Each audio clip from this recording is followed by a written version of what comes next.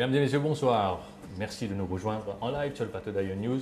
Alors, ça fait 24 heures que le Premier ministre et ministre des Finances a présenté son budget devant la nation.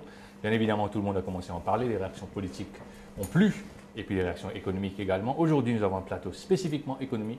On a 7 invités qui vont se relayer durant l'heure et demie qui arrive pour vous aider à comprendre le volet économique de ce budget et comprendre également les implications de ce volet économique, de ce qu'il y a dans ce budget, de ce qu'il n'y a pas dans ce budget et les effets que ces éléments-là auront sur le pays. Pour en discuter aujourd'hui, nous avons tout un panel d'invités. Nous avons Catherine Mitten, qui est la présidente du CCIFM. Merci de nous rejoindre. Cédric Despéville, le président de Business Mauritius. Merci de nous rejoindre. André Bonieux, country partner de PwC. Merci de nous rejoindre. Bonsoir. Et Devin Kouboussami, également partner, mais chez Rogers Capital, notre partenaire pour cette émission. Merci. Mesdames, madame et monsieur, de nous rejoindre. Alors, nous rentrons dans le vif du sujet. Souvent, il y a un mot qui est associé avec un budget, c'est la stratégie économique. Tout le monde essaie de comprendre un ministre des Finances, c'est quoi la route qu'il essaie de tracer pour le pays, c'est quoi sa vision pour le pays. Catherine Mitten, je ne vous ferai pas, je ne vous obligerai pas à répondre en créole, mais pour stratégie de Pravin Jagnnath, comment on trouve lui dans ce troisième budget, hier, c'est quoi? Que tu trouves le ministre des Finances et le Premier ministre amènent le pays sur le terrain économique? Alors, sur le terrain économique, il y a plusieurs aspects à notre niveau.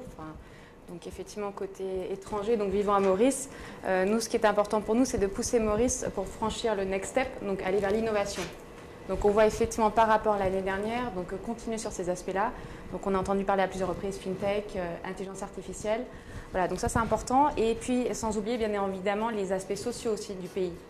Parce que, bien évidemment, on se rend compte que le fait d'attirer des investisseurs étrangers, d'attirer les expatriés, il faut également pousser le pays vers aussi les inégalités sociales. Donc, il y a à la fois innovation, les aspects sociaux et également travailler sur ces aspects de talent, de mismatch, dont on avait parlé effectivement déjà il y a 2 ans. Donc, cette ouverture vers le pays également. C'est bien. Alors, vous trouvez une constance dans la ligne économique tracée par on pensait justement, le mot c'est constance, comme Premier ministre India lui-même, un budget de continuité. On a une terme mesure assez positive dans différents secteurs, pour la modernisation infrastructure, modernisation économique en général, au niveau de digitalisation, plein de nouveaux secteurs, etc. Par contre, je pense que quand on parle de stratégie économique, je n'ai pas senti qu'il y a comme si de nouvelles affaires qui nous l'emmènent, bien de nouveaux secteurs, de nouvelles choses qui sont capables d'emmener nous à une nouvelle trajectoire, disons. Mais d'une manière générale, pas mal de mesures positives, mesures sociales aussi, comme Catherine fait dire, qui est assez positif. Et voilà à peu près mon feedback. Alors, André Bonieux, nous t'es invité pour cause de constance dans la stratégie.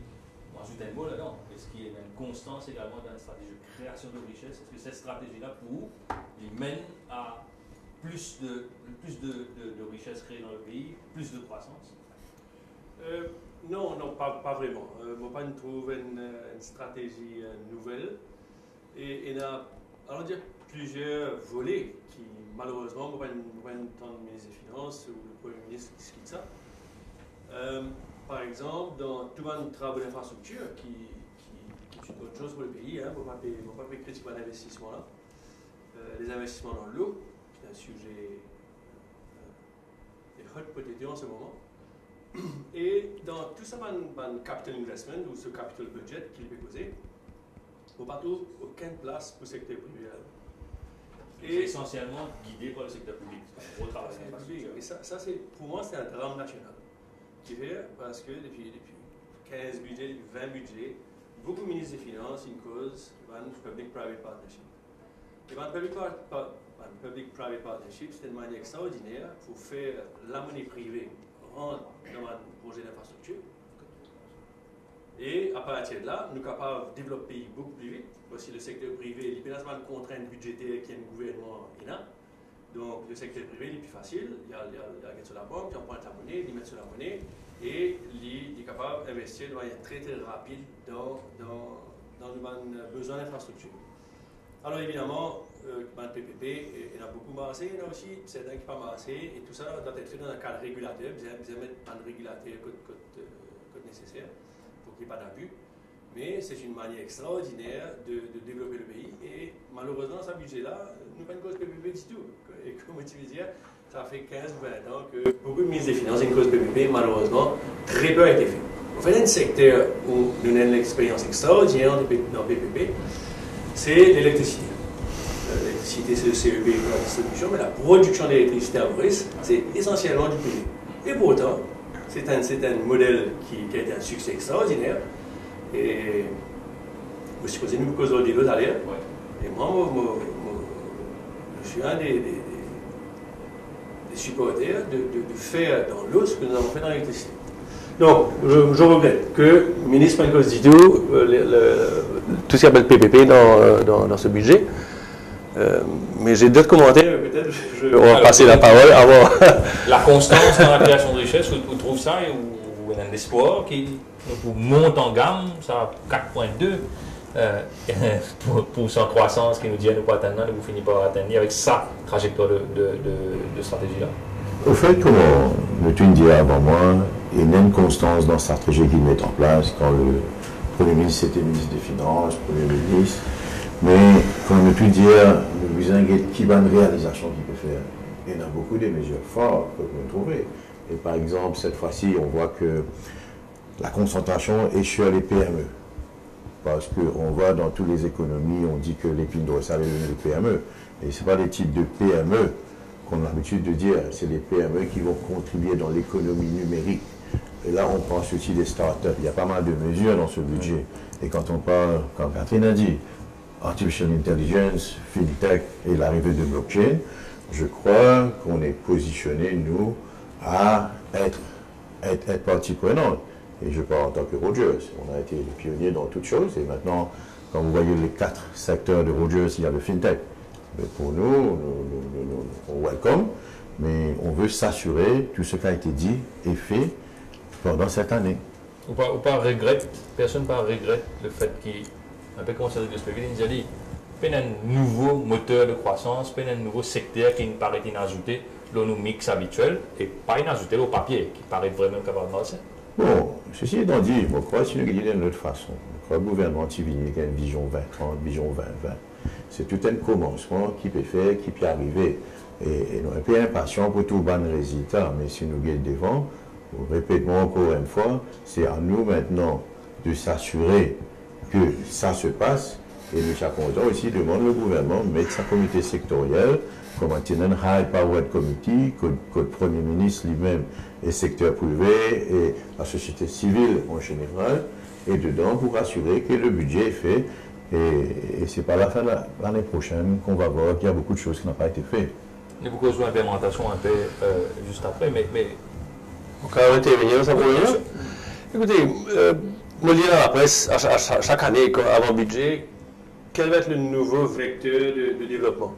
Mais il est quasiment impossible pour un ministre des Finances, il est quasiment impossible pour un gouvernement, du jour au lendemain, de décider que l'île Maurice va se développer dans tel ou tel secteur.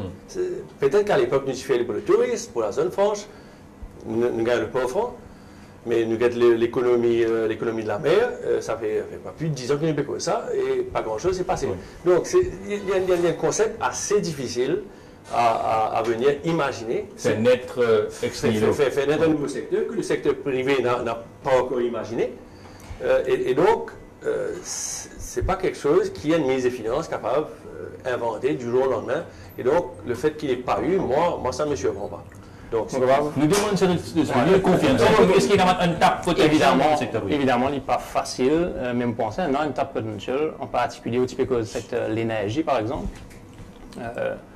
Nous connaissons au niveau business Mauritius qu'il y en a à peu près plus que 2 milliards de roupies dans le pipeline, dans le projet Sustainable Energy qui est capable de débloquer si cadre régulateur, si URA, really, comme si vraiment opérationnel, si une décision prend côté énergie.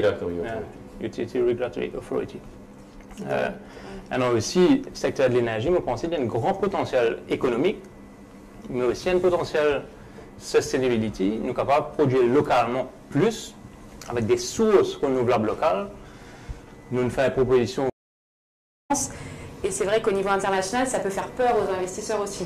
De dire que si on n'a pas de conduite sur le long terme, Donc le fait qu'on soit dans une continuité, ce qu'on nous disait, c'est plutôt rassurant finalement pour des investisseurs d'un point de vue d'étranger, de dire voilà, Maurice maintenant a fait ces différentes étapes de transformation très rapidement, c'est ce qu'on a vu avec l'indépendance. Mais c'est vrai qu'on voit vraiment vers le digital, vers l'innovation. Après, bien évidemment, c'est des choses qui mettent un certain temps à se mettre en place, puisqu'il faut aussi accompagner aussi les talents locaux, les ressources humaines, investir, faire connaître, éduquer. Donc c'est important cette continuité-là, et non un virage à 380 degrés, au final. Alors, l'image qui est associée souvent avec le budget de l'État à Maurice, c'est qu'il résout un peu tout problème, il y a dans tous les sens. Discours budget, c'est comme on disait, la réponse à tout. Ça en est là depuis des ans en fait. Pravin Jagannath, il commence sans ce discours budget, il est plus court, et il y a un annexe à côté qui explique une certaine quantité de mesures.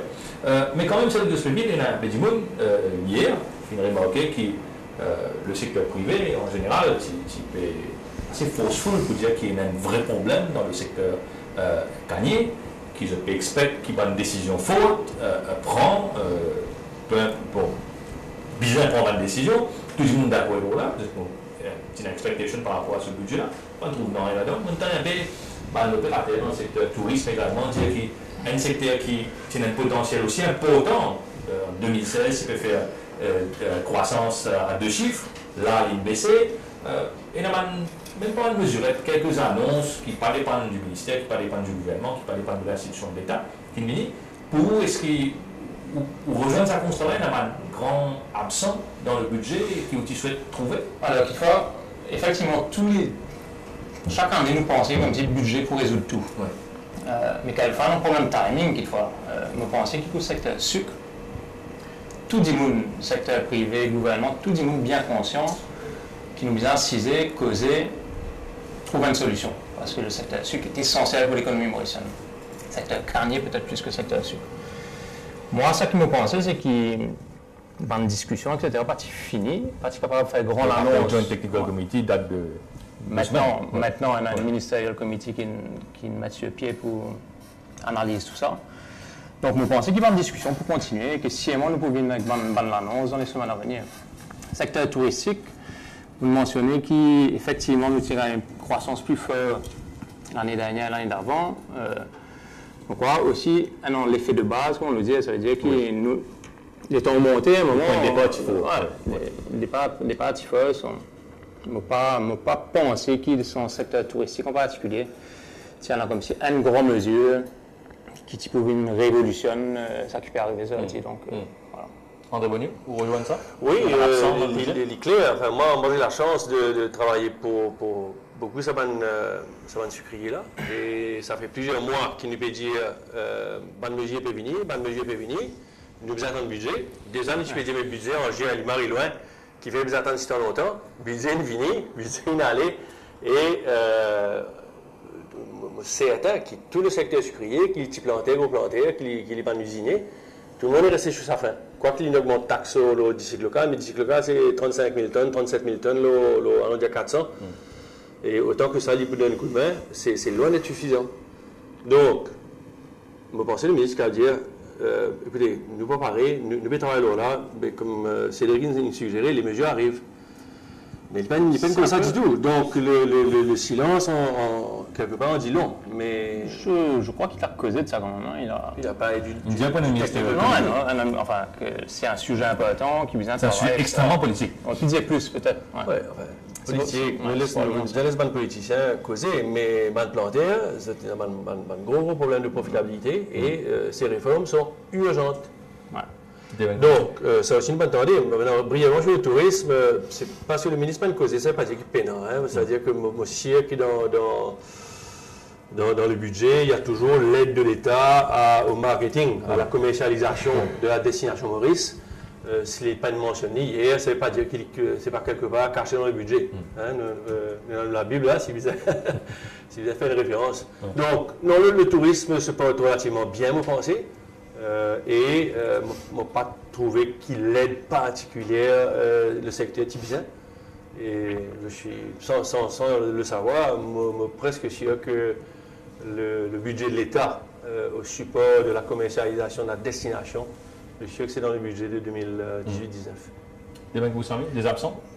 Bon, je partage l'opinion un peu de ce qu'André a dit.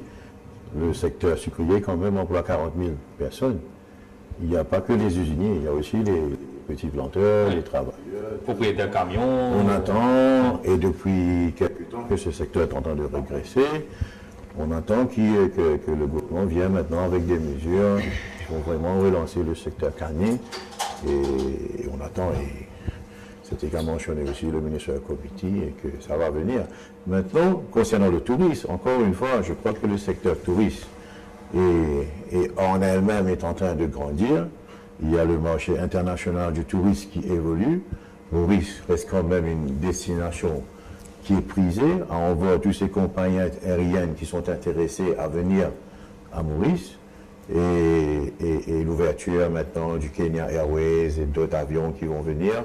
Et aussi, sans mentionner, il faut mentionner ce qu'on a dit, cette plateforme digitale pour les touristes. Et d'ailleurs, beaucoup parmi nous regardons quelquefois que ce soit TripAdvisor sur les plateaux digitales pour choisir un peu les destinations.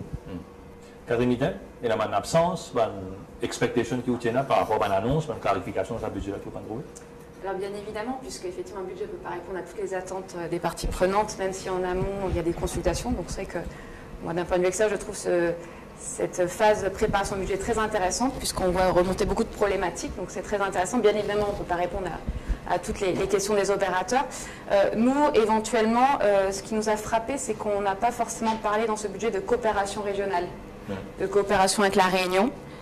Pourtant, il y a des projets en route. Pourtant, il y a des projets, tout à fait. Donc après, effectivement, on ne s'arrête pas qu'au budget, parce qu'il y a des travaux de coopération actuellement, justement dans le domaine du tourisme, pour rejoindre ces aspects-là. Énergie, effectivement, donc avec Business Mauritius notamment, et sur des projets d'écotourisme, Ubani. Donc c'est vrai que nous, effectivement, sur ces aspects-là, nous sommes plutôt rassurés. Par contre, la problématique, c'est toujours, comme l'évoquait Deven, l'accès aérien, qui est quand même problématique pour l'accès à la destination de Maurice, puisqu'aujourd'hui, il y a effectivement de plus en plus une compétition internationale. Donc ça, c'est un problème majeur. Et puis un deuxième point, peut-être un peu plus polémique, mais je souhaiterais malgré tout l'aborder, c'est peut-être sur ces aspects aussi, on commence à noter de plus en plus d'insécurité vis-à-vis des étrangers et des expatriés à Maurice. Donc ça, c'est quelque chose sur lequel il faudrait être très vigilant, puisqu'effectivement, c'est une image de marque aussi, qu'il faut continuer à préserver. Donc là-dessus, moi j'espère sincèrement que ce point-là va être pris en considération, écoutez avec attention, puisque une image peut rapidement être dégradée. Donc on quel type d'insécurité? Alors d'insécurité vis-à-vis notamment d'étrangères, donc surtout des femmes à Maurice. Donc il y a des cas continuellement en ce moment, soit vis-à-vis de touristes ou soit d'expatriés. Et bien évidemment, c'est que les médias peuvent avoir un rôle à jouer, le gouvernement aussi. Donc moi je dis attention, puisque l'image peut vite se dégrader. Alors nous restons avec vous, Catherine Mitten. C'est une constante depuis ces quelques dernières années. L'investissement privé dans le pays est à la baisse, constante. L'investissement public a été stagnant. Depuis là, ça commence à monter avec toute la série de projets que le ministre confirme. En fait, pas l'annonce, beaucoup quelque chose de nouveau, c'est surtout la confirmation des projets qui avaient déjà été annoncés précédemment. Pour Catherine Mitten, est-ce que Maurice arrive à attirer efficacement l'investissement, surtout privé, que ce soit de Maurice ou de l'étranger? Alors c'est une question un petit peu compliquée. Quand on regarde finalement au niveau de la composante des investissements directs étrangers à Maurice, IRS, le développement foncier, tout à fait, ouais. prend l'essentiel. Tout à fait, complètement. C'est exactement. Ouais. C'est finalement beaucoup attiré par les projets immobiliers à Maurice, donc les anciens IRS et ARS sont maintenant PDS. Donc c'est vrai que c'est important que Maurice se diversifie. Puisque après on va l'aborder après, il y a l'histoire du passeport mauricien qui va rentrer en jeu, donc ça on va en parler. Mais c'est vrai que c'est fondamental que déjà ce secteur-là, immobilier, pour attirer ces investissements étrangers, soit davantage réglementé, puisqu'à nouveau on est vraiment sur un cheminement global, international, donc avec une mise en concurrence. C'est vrai qu'un PDS aujourd'hui, si un étranger achète un PDS à plus d'1 million de dollars, il souhaite effectivement qu'il y ait un certain rapport qualité-prix. Voilà, donc avec des garanties, donc c'est pour ça que les dispositifs ont changé. Donc après, pour attirer davantage d'investissements à Maurice, alors une des composantes à nouveau, ça sera par rapport aux ressources humaines, puisque c'est pas tout effectivement de faire venir du capital, mais après il faut ensuite pouvoir employer, puisque les étrangers qui créent des sociétés à Maurice, que ce soit des usines ou des sociétés, des start-up, ont besoin ensuite de recruter en local. Donc vous voyez, c'est tout un écosystème finalement qui va permettre de booster ces investissements à Maurice. Devin, que vous savez? Je rejoins un peu ce que Catherine a dit, mais aussi qu'on doit voir que l'investissement indirect étranger était quand même assez bas les années. On a remarqué une constante progression, mais je crois avec tout ce qui va mettre en place le Economic Development Board, on va couvrir plus tard, pour faire le ease of doing business, une seule licence, une seule place, et aussi avec encore une fois la technologie qui va permettre aussi de diminuer plus d'intermédiaires entre et d'avoir l'accès plus facile à des gens de travailler directement avec des agents comme EDB. André Bonnier, on évoque un partenariat public-privé qui a une bonne solution pour augmenter l'investissement, mais qui nous peut manquer dans nos mix, qui nous peut manquer dans l'offre pour qu'il y ait l'investissement privé surtout, pas décoller. Et pareil, ça à niveau. Oui, alors, il y a pour moi une bonne raison principale qui fait l'investissement privé reste en bas bol. Et ça aussi, pour moi, c'était un des points que je voulais discuter, qui m'a pas entendu dans sa ou très peu dans sa budget-là, c'est tout le besoin de moderniser le service civil. Le service civil est une organisation évidemment fragmentée ministère par ministère, mais avec des commonalities à travers les ministères. Malheureusement, vous avez critiqué un peu les fonctionnaires, surtout les fonctionnaires à l'échelle qui a le pouvoir de décision. Il y a des centaines, il y a des milliers de dossiers qui sont bloqués dans beaucoup de ministères. Ces dossiers-là, c'est quoi? C'est des dossiers d'application. Il est normal que les ministères, c'est des instances régulatrices de l'investissement, du développement de l'île. Donc, ou bien au IAE, ou bien au PMI à gauche, à droite, ou bien ici, ou bien là-bas. C'est normal, et le secteur privé comprend ça. Mais quand on fait une application, qui est une application correcte, et qu'il n'y a pas de faille dans le dossier, et bien là, vous allez dire oui. Ben, monsieur le Cédric plus que moi, il y a l'industriel, lui, je ne sais pas combien de dossiers, moi, je suppose qu'il y a beaucoup de dossiers quelque part dans un ministère quelconque. Moi, mon appel à tout l'appareil du gouvernement, aux ministres, aux fonctionnaires, c'est bien de développement de dossier, bien signé, bien approuvé, bien de l'avant. Et si le dossier n'est pas bon, si il y a un problème avec un dossier, vous besoin dire applicant, ou le dossier pas complet, ou le dossier a une faiblesse, une faille qui compte, il ne va pas vous donner, qui ne va vous donner. Le dire, c'est là le mouvement où il y a ce sens, aller retravailler ce dossier, réunir avec les composants qui manquent. Donc, c'est cette modernisation du service civil, cette performance du service civil qui pour moi est un vrai obstacle dans le quotidien du secteur privé. C'est un problème national. Alors, ne pas se cacher la face, c'est un problème national. Et malheureusement, le Premier ministre et le ministre des Finances, il cause avec nous dans le budget, et puis aujourd'hui, nous allons faire un comité pour la digitalisation du service civil ou des instances publiques. Mais vous avez 10 bananes, nous dire là. Bien moderniser, bien mettre technologie. Pour créer une interface beaucoup plus directe et beaucoup plus simple à comprendre. Avant tout, ça remonte à un an peut-être. La police arrête moi, mais tu peux faire speeding. De mon mobilier. Non, oui. On dit 10 aujourd'hui. Moi, de 25 km. Il y a une contravention. Fair enough. Cette contravention-là, parce qu'aujourd'hui, je besoin de dire que moi, on va payer ça dans qui pose, dans qui la cour va payer. Moi, je vais vous dire qui la cour va payer. Moi, on va payer la cour qui m'a décidé. Vous n'êtes pas capable, vous allez dire qui la cour. Non, ça c'est en 2017. Mais vous êtes en 2018. Il y a une application qui donne ça, trafic-là donne une ressource digitale, et on va finir par payer par Internet Banking, finir avec ça. Vous évidez. Non, sauf que la difficulté de payer est une punition en elle-même. Oui, c'est peut-être ça la vraie. Ce qu'on va faire hacker la cour, ce qu'on va faire hacker la caisse, c'est pas exact affaire. Ce n'est qu'un exemple, c'est une boutade quelque part. Mais il y en a beaucoup, tous citoyens, il y en a tellement l'exemple de comment la maladministration publique nous ralentit. As a nation. Secteur privé, as a nation. Alors ne pas être que critique, de capable parler de certaines success stories qui nous ont dans Maurice. Moi, quand on est une business fait au passeport, renouvelé au passeport dernièrement, pour moi, le passeport d'office, c'est un modèle du genre. On a l'écriture, j'ai au Q bizarre. Et si vous payez aller, allez la case. Mais si vous venez et que vous avez tout un document, l'application prend le passeport dans une semaine. C'est extraordinaire. À l'île Maurice, c'est extraordinaire. Notre succès, c'est la MRE, manière de peut faire de tax return tous les ans.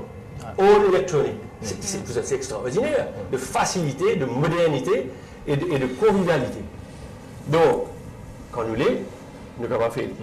Donc, moi, mon appel, c'est malheureusement, on ne peut pas nous constater ça, c'est la modernité du service civil, c'est la digitalisation de beaucoup de nos services. Et donc, moi, je suis vraiment impatient.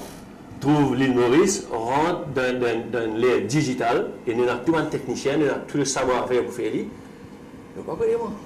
Et vous pensez ça sujet nous 100% d'accord qui est essentiel, un service civil qui fonctionne bien, etc.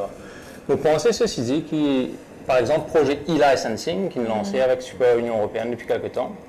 Ce projet e-licensing là, il y a plusieurs volets, il y en a 2 volets au moins. Le premier volet, c'est travail non une licence business qui est au business en Maurice. Pourquoi 800 licences en général.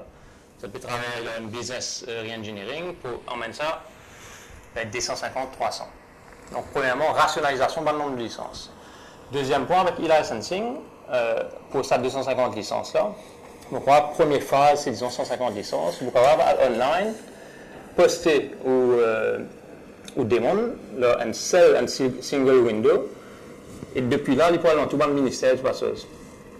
Ça peut permettre aussi de suivre ou une demande, ou une obligation delivery on time. Vous pensez, si ce projet-là est bien parti au niveau des deux, vous connaissez, si ce projet-là a de l'avant, comme on dit bizarre, vous pensez nous résoudre une grande affaire dans Maurice pour ease of doing business et pour, effectivement, avec la technologie, super la technologie, comment on les va dire. Vivant cette plateforme, je ne vais pas précisément le détail qui c'est raconté là, mais great. Vivant la plateforme. Et... Moi, bonne information qui m'a il est quand même bien lancé, mais pensez l'équipe qui travaille là, il est compétent. C'est vrai qu'on veut avec attention, c'est en plusieurs phases et c'est vrai que nous on l'a déjà vu côté BOI, enfin maintenant EDB, pour faire les demandes de permis en fait en ligne et ça marche très très bien. Ouais. Et là l'idée tout va être rationalisé sur une plateforme et donc dès le mois d'août a priori on devrait déjà avoir un premier jet de cette plateforme qui va s'étaler en plusieurs phases effectivement. Single licensing avec le financement. Deuxième chose, si vous parlez moi, c'est sur la question des ministères ou même du public secteur en général. J'ai lu dans les annexes du budget qu'on aurait donné au EDB un pouvoir d'imposer un certain re-engineering dans les agences de l'État. Ouais. Je ne sais pas comment ça va se passer, mais il semble qu'en tout cas, il y aura une pression pour aller vers plus d'efficience et plus de trucs. On verra ce que ça donne. Et vous causez un petit peu au EDB ensuite également. Là. Alors, tout ça va fait qu'il nous causait au début de l'émission, c'est-à-dire l'investissement, les secteurs de l'économie, etc. Une des bonnes finalités de ça, ce n'est pas juste créer de la richesse, mais créer de l'emploi. Le Premier ministre, le ministre des Finances, dans ce discours, pas autant ce discours, la jeunesse, augmente capacité des jeunes de se former, capacité de s'intégrer dans le monde du travail. Vous autres, ça, taux de création d'emplois qui est assez faible pour le moment, qui, bon, pas faire politique, tu peux annoncer 20 000, etc., mais bien dans ça, encore probablement. Vous autres, dans ce budget-là, de ce qu'ils ont entendu hier, de ce qu'ils ont trouvé hier, pourquoi ça m'a source de création d'emplois là? Est-ce qu'il y en a? Vous pouvez poser une question là? Là où tu poses une question, c'est quoi la nouvelle stratégie, c'est quoi la nouvelle activité économique qui va nous faire décoller? Je reviens de le dire, j'ai l'impression que la stratégie, c'est que le gouvernement peut faire tout pour sa pays. Toute solution, le même problème, c'est le gouvernement. Parce que le gouvernement. À travers le gouvernement. Et pourquoi le vrai danger de tout ça, c'est qu'il crée une attente dans la population que le gouvernement est là pour donner nous. Et évidemment, on peut imaginer toutes les conséquences d'une population qui est attentiste, plutôt qu'une population qui est dynamique, qui est investisseur, qui prend des risques et qui fait ce business. Donc, là, l'emploi pour les jeunes, gouvernement, une voting scheme. Qui nous dit très bien, mais c'est le peanuts à la fin de la journée. Le vrai créateur d'emploi, c'est toujours le secteur privé, c'est les PME comme des manufactures. Et donc, ça, c'est tout le pays qui n'est en fait pas représenté par le gouvernement, un ministère ou un parastatal.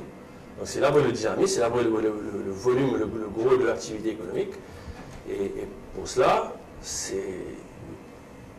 donc si des mesures doivent être prises, ils laissent ça pendant le travail. Je reviens à l'appareil de l'État qui est au sein des PMI, accélérer les PMI et on retrouve la création d'emplois dans le secteur privé. Parce qu'un projet qui est bloqué, c'est des emplois qui sont bloqués. Donc, pour moi, c'est ça la solution. Si le ministre, le gouvernement veut venir proposer des trucs, fine. Mais on ne voit pas quoi il fait une grande différence dans le problème de sans-emploi. Combien de gens me poser 5 000, 3 000 C'est vite. De là où... Non, effectivement, je ne pense pas que ça puisse être une solution majeure, mais j'aime bien quand même l'idée d'un côté des jeunes qui n'ont pas d'emploi et qui ont besoin de se former, de l'autre côté des PME qui, elles, ont peut-être besoin de ressources, qui sont soit à bout de souffle, soit qui ont besoin de ressources pour pouvoir se développer, de faire un match entre les deux. Je trouve que c'est une bonne idée. Ça permettrait à ces jeunes de se former, avec en plus, il y a une composante un peu civique, behavior, etc. L'État se mêle de ça. Si tu es une PME et que tu cherches des gens, tu mets la vie dans le jour. Les gens bien sûr. Non, mais sauf que l'État subventionne. Donc, est-ce que c'est de l'argent bien dépensé? On saura après quelques années.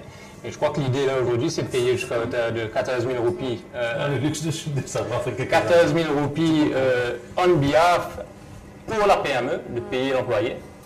La PME, elle, ne paierait que le transport et les frais annexes. Ce ratio-là est peut-être pas le bon, mais en tout cas, l'idée, c'est de mettre le pied à l'étrier pour des jeunes sans emploi et en même temps donner une ressource aux PME. Est-ce une stratégie pertinente pour les entreprises étrangères qui s'installent à Maurice? Souvent, vous êtes besoin du monde qui est déjà qualifié, qui est déjà up and running. Est-ce que vous besoin permettre de prendre un jeune, former, attendre qu'il vienne bon, les styles dans l'entreprise ou bien pas? Est-ce que ça, par exemple, c'est un pan du budget qui est d'intérêt pour les entreprises étrangères à Maurice? Alors nous, effectivement, étonnamment, donc la plupart alors un certain nombre de nos membres de la Chambre de commerce d'industrie France-Maurice ont des difficultés à recruter en local. Donc ont vraiment envie de recruter des jeunes à Maurice, ont des difficultés à recruter. Ça paraît étonnant, on parle de chômage et en même temps les entreprises ont des difficultés à recruter. Par rapport aux compétences. Par rapport aux compétences, et on parle aussi de soft skills. Alors c'est pour ça que on a avec attention la notion de apprenticeship, l'apprentissage, qui est effectivement une bonne formule aussi pour permettre aux jeunes aussi peut-être de s'intégrer dans les sociétés, dans le secteur privé, puisqu'effectivement on se rend compte que de nombreux jeunes passent le ACCA, c'est rassurant, ça rassure, bon, très bien, avocat. Par contre, quand on cherche certaines compétences un peu plus pointues dans l'ingénieur, télécom, on a des difficultés à recruter. Donc c'est vrai que faire un modèle hybride, comme disait Cédric, de matcher par rapport aux besoins des entreprises, progressivement intégrer les jeunes aussi dans le secteur privé, ça c'est intéressant. Et aussi leur dire que l'entrepreneuriat, ça peut aussi être une solution. Si bien évidemment en amont on est accompagné par différentes mesures, puisque c'est une prise de risque aussi pour les jeunes de se lancer dans l'entrepreneuriat. Tout ça a besoin d'être accompagné et aussi il y a peut-être un changement au niveau du mindset, peut-être aussi. Donc c'est vrai qu'on trouve ça intéressant, d'autant plus qu'en plus les femmes sont également incitées aussi à pourquoi pas travailler à partir de chez elles, avec ce scheme Work at Home Scheme que je trouve personnellement intéressant. Donc après avoir effectivement comment c'est mis en œuvre, comment c'est développé. Donc oui, donc ça c'est des mesures qui sont intéressantes. Bien évidemment, ce sont des tests, il faut tester par rapport à ce mismatch pour répondre aux attentes des entreprises et peut-être davantage intégrer le secteur privé dans ces discussions pour que ça réponde vraiment à un besoin et pas qu'on soit complètement à côté de la plaque, avoir tout un pôle de jeunes qui sont formés sur telle filière et qu'au final, aucune entreprise n'a besoin de les recruter. Ou côté un pôle de création d'emploi dans ce sujet? Moi, si moi, c'est Cédric qui me dit, l'idée est bonne de créer. Parce que, quand même, il n'y a pas mieux que d'avoir un emploi et de voir la direction où nous allons. C'est-à-dire les PME, je me répète encore une fois, on ne regarde pas les PME d'avant. Les PME qui viennent maintenant dans divers secteurs, la technologie, on a parlé aussi dans le budget du secteur farming, que c'est quelque chose qu'ils peuvent développer, avoir accès aux finances, il y a une plateforme qu'on va créer, qu'ils ont accès à la haute technologie pour mieux se développer. Et c'est ça qui va attirer plus d'investisseurs de venir à Maurice. Il faut commencer quelque part. Tout comme on avait commencé à l'époque de créer des comptables, des avocats à Maurice pour booster le secteur financier. Mais là, on bouge dans l'ère digitale, dans le 4e Industrial Revolution. Et c'est là on parle des startups dans le fintech. On parle des PME dans ce secteur-là qui va travailler avec les banques. Comme vous voyez, comme ça se passe maintenant. Et d'ailleurs, le secteur privé aussi, on a beaucoup de SME. Cédric peut confirmer, il y a pas mal d'entreprises qui se créent, qui a le support du secteur privé et qui par la suite va aussi faire l'acquisition de ces PME. Moi, je le vois autrement et on a l'espoir pour les jeunes surtout. Peut-être juste un petit mot sur les mesures pour inciter les femmes à rejoindre la population entière. Gender mainstreaming. Voilà, gender mainstreaming. Il y a un chapitre entier apparemment. Mais disons que c'est une recommandation assez forte qu'on avait faite au niveau de Business Mauritius. Je crois que le taux de participation des femmes à la population active à Maurice est à peu près 45%, ce qui est très bas. Les économistes considèrent qu'on devrait être à 55 ou 56%. 10 points, c'est autant de création de valeur dans l'économie mauricienne en plus. En plus du rôle social que ça peut avoir pour les femmes, de la qualité de vie ou autre. Si les mesures qui sont mises en place pour aider les femmes à apporter les résultats, ça peut être vraiment un point positif pour l'économie en général. Alors on marque une courte page de pub et on revient juste après cela. On va discuter du fameux passeport avant, après la pause. À tout de suite. Nous avons 5 minutes de retard. University targeted. Hein? Ah, c'est vrai.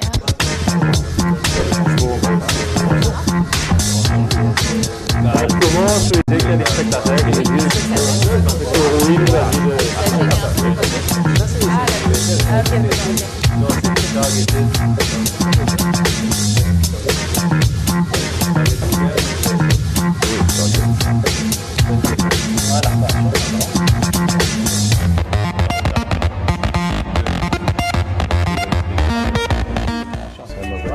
Oui, mais c'est vraiment bien. C'est pas un contre l'autre, c'est fait une entasse. Mais tu discutes avec ces fonctionnaires, ceux qui sont level-headed. Je te dis quand tu produis ça chaque année. Moi, on est 3 ans. Chaque année 3 ans de ces fonctionnaires. C'est qui nous fait Oui, ça? oui, oui. Non, ouais, mais c'est tellement facile de repousser au pauvre. Mais la Banque mondiale n'a pas fait un rapport.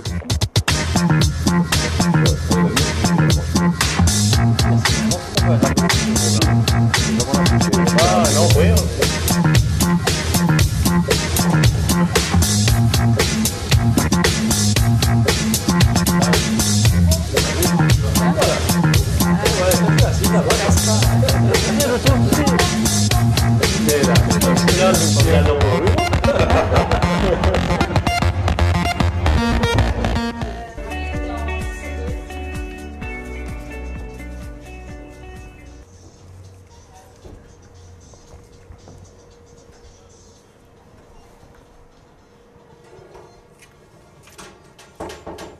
Nous sommes en direct toujours. Merci d'être avec nous. Alors nous parlons d'économie avec notre panel d'invités. Bien évidemment, pendant beaucoup de temps, le secteur privé, les opérateurs économiques utilisent le mot ouverture. Ouvrir l'économie de Maurice, permettre aux investissements de venir, aux personnes de venir également. Alors, une des mesures fortes de ce budget-là, c'est un monde étranger. Il vient, il a un joli compte en banque, il prend $1 million, il donne ça à l'État, et il prend $500 000 encore, il gagne un passeport mauricien, et s'il met une spéculation en cause, 100 000, il va gagner un passeport pour son madame, ses enfants, etc.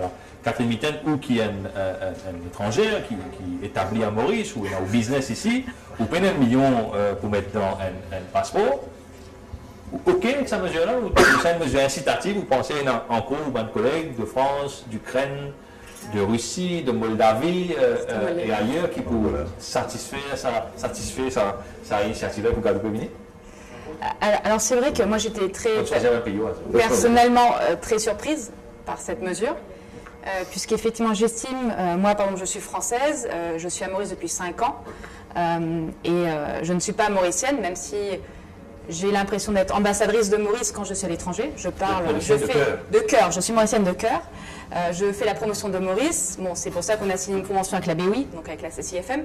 Mais moi, j'estime qu'être mauricien, c'est encore autre chose, c'est un geste très fort, une citoyenneté. Il y a une nation. C'est pas simplement quelque chose, à mon sens, qu'on achète.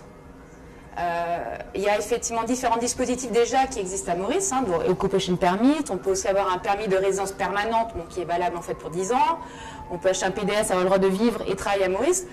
Moi, j'estime que c'est suffisant. Donc là, le fait de vouloir être mauricien, Si on extrapole, finalement, ça sert à quoi? C'est pour pouvoir acheter, c'est ça, pour aller acheter des terrains librement, puisqu'aujourd'hui, la différence majeure, c'est surtout sur les aspects acquisition d'immobilier, de biens immobiliers, même si dans certains dispositifs, c'est possible. Donc là, c'est vrai que, moi, à mon sens, c'est quelque chose qui va au-delà, finalement, des attentes des étrangers, puisqu'aujourd'hui, ce qui se passe, un étranger, au bout d'un certain nombre d'années à Maurice, peut très bien faire une demande de citoyenneté mauricienne, puisqu'il aura contribué au pays, puisqu'il aura passé un certain nombre d'années, peut-être aura eu des enfants à Maurice. Là, c'est une démarche volontaire, souhaitée, réfléchie, qui est ensuite approuvée ou pas approuvée. Voilà. Mais que ça soit simplement sur une base financière, pour des montants, moi, personnellement, ça me gêne. Je suis très mal à l'aise, moi, personnellement, avec cette mesure-là. J'estime, et je peux comprendre, du coup, la position des Mauriciens, parce qu'on a l'impression de vendre un passeport, vendre une nationalité. Moi, c'est quelque chose personnellement qui me dérange énormément, d'autant plus que, si on va encore plus loin, cela peut également remettre en question les dispositifs qui existent aujourd'hui au niveau des PDS. Puisque finalement, un étranger, aujourd'hui, ne peut pas acheter de maison à Maurice, achète dans le cadre de ces dispositifs réservés aux étrangers. Donc, que va-t-il se passer? Il va plutôt faire une demande de citoyenneté mauricienne et ensuite pouvoir acheter en direct des terrains, de l'immobilier. Voilà, donc c'est vrai que ces choses-là, bon, je pense qu'il faudra regarder effectivement avec attention les guidelines qui vont être rédigées par l'EDB, puisque c'est l'EDB qui va prendre en charge le dossier. Regarder au-delà, puisque des choses qui peuvent ensuite effectivement avoir un certain nombre de conséquences. Alors André Bounimo fait appel à une froideur d'experts comptables. Pour est-ce qu'il y a une logique financière, économique pure là-dedans? Est-ce que nous oublions sa partie nous ban valeur, nous disons pas bon, on vend citoyenneté, etc. Pour est-ce qu'il y a une logique comptable, économique pure dans cette affaire? Vraiment, vous allez dire qu'il y a beaucoup d'émotions et de chaleur humaine dans l'expertise comptable, donc pas. Comment dire, il y a le numéro robot, c'est pas quelqu'un qui compte, c'est un peu. Bien franchement, hier, dans mon temps de ça m'a laissé bien différent. En fait, on comprend quand tu veux aller, et moi, on comprend le pourquoi de la chose. 24 heures après, on peut calculer, mais quelle manière on n'a pas de manière de ça. Parce que, il est évident que qui s'en a prouvé une nationalité mauricienne? Je ne veux pas être pessimiste. Individuals, high net worth individuals who satisfy defined criteria end of the due diligence. Mais les gens disent due diligence, il y a un cas assez récent que. C'est un monsieur Bastos, je veux dire? Mais c'est assez compliqué à le vérifier, c'est une histoire. Donc,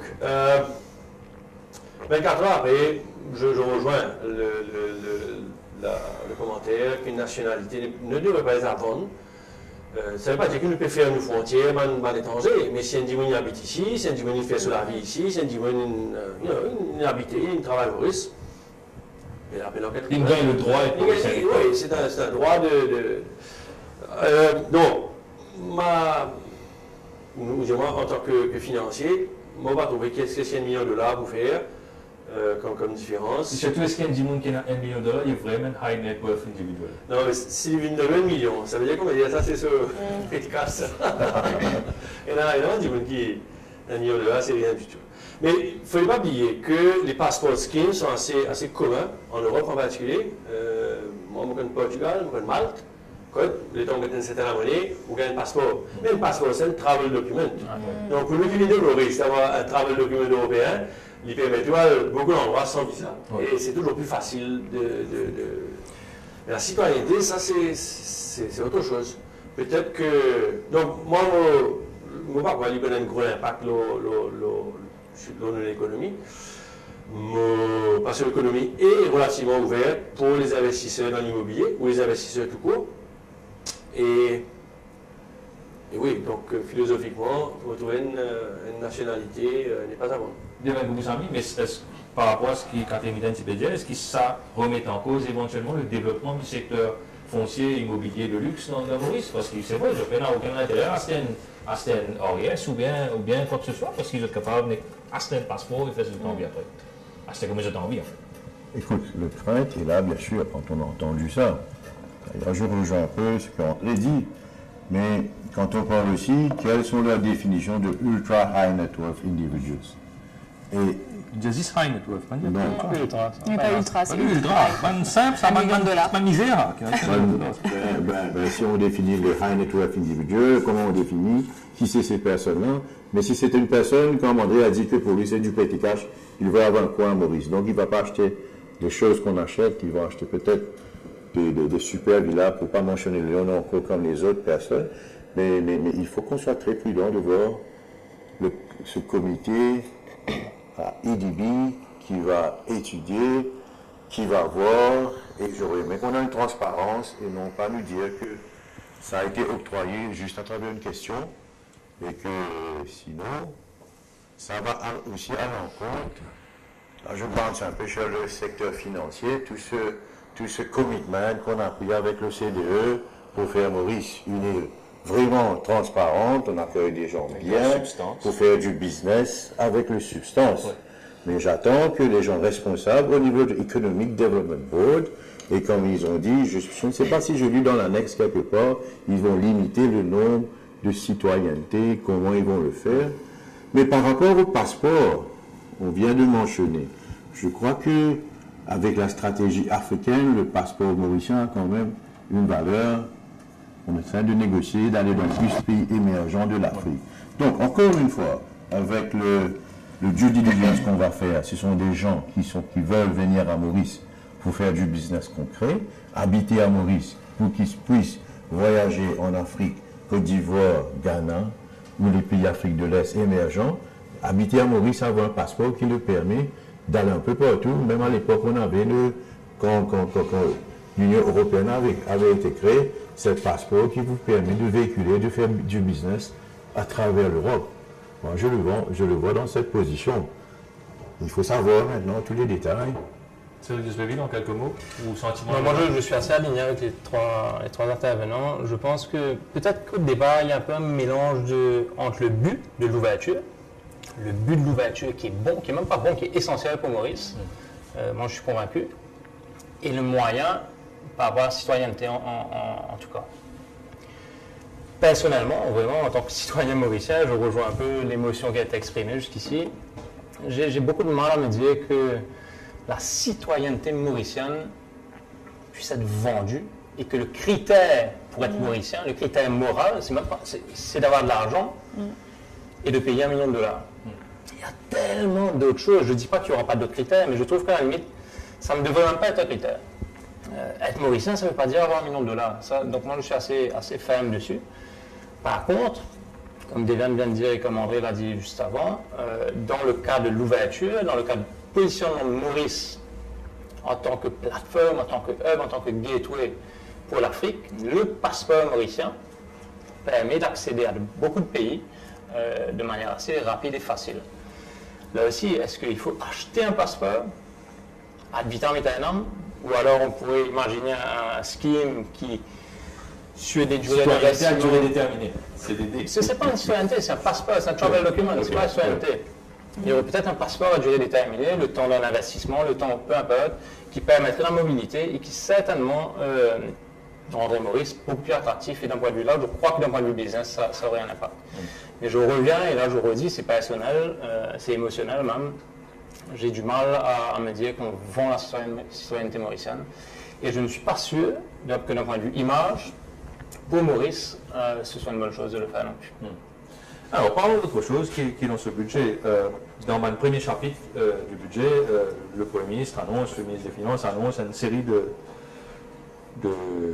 pas mesures, c'est pas le bon mot, promesses d'initiatives par rapport à l'intelligence artificielle, blockchain, une nouvelle technologie, et ça va une technologie qui est intégrée avec le monde financier, etc.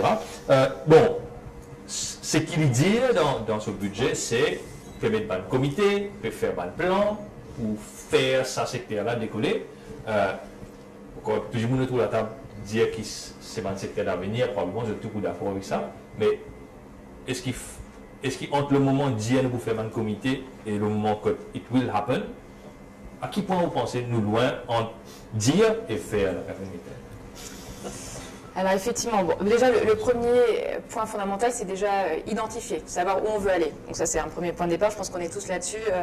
Sortir du BPO, puisque c'est qu'une concurrence internationale, de nombreuses sociétés sont parties par exemple à Madagascar, donc là il faut aller vers la Smart Island. Ça je pense que tout le monde est d'accord là-dessus. Après concrètement on fait comment? Donc là on voit effectivement donc, tous ces comités qui commencent à se mettre en œuvre, faire venir des expertises, des experts en local pour pouvoir étudier. Donc après, le risque, effectivement, c'est qu'on peut passer beaucoup de temps à se réunir, faire des frameworks, voir comment on s'organise, et finalement, mais rien ne se passe. Donc ça peut être un peu le risque.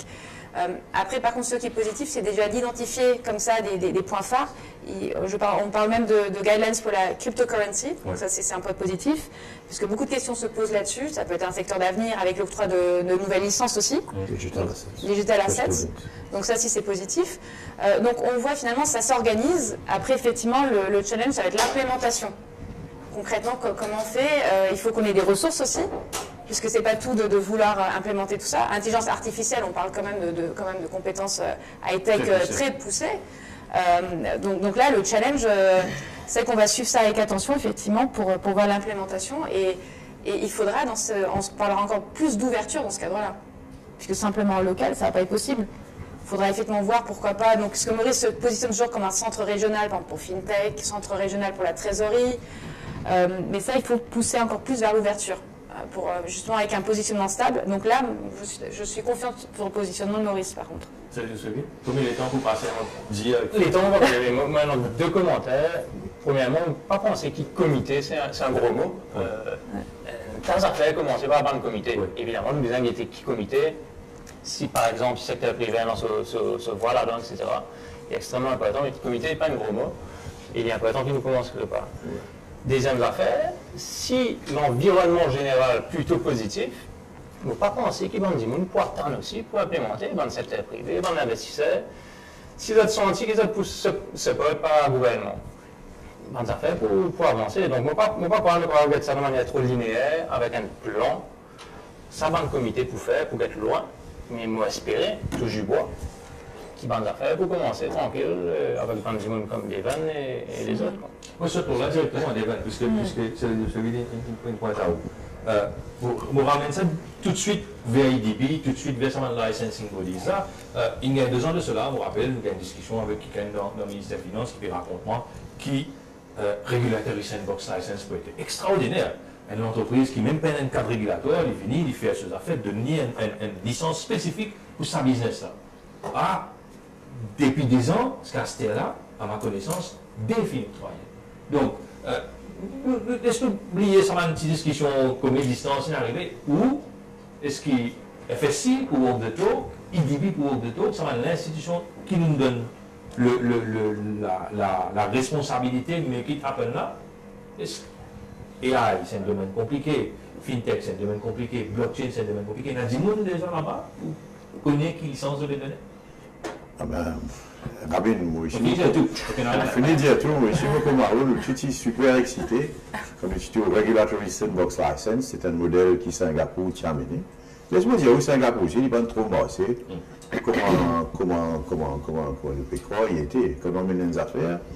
Au fait, tiens, parce qu'il n'y a pas de la loi pour FinTech, quand tout le monde peut cause FinTech, dire OK, Regulatory Sandbox, maintenant, si vous demandez une compétence, ben, disons, une étudiant BOI, EDB, pas pour cause là, ça me laisse les autres gens qui ont une propre conclusion, un expert qui est là.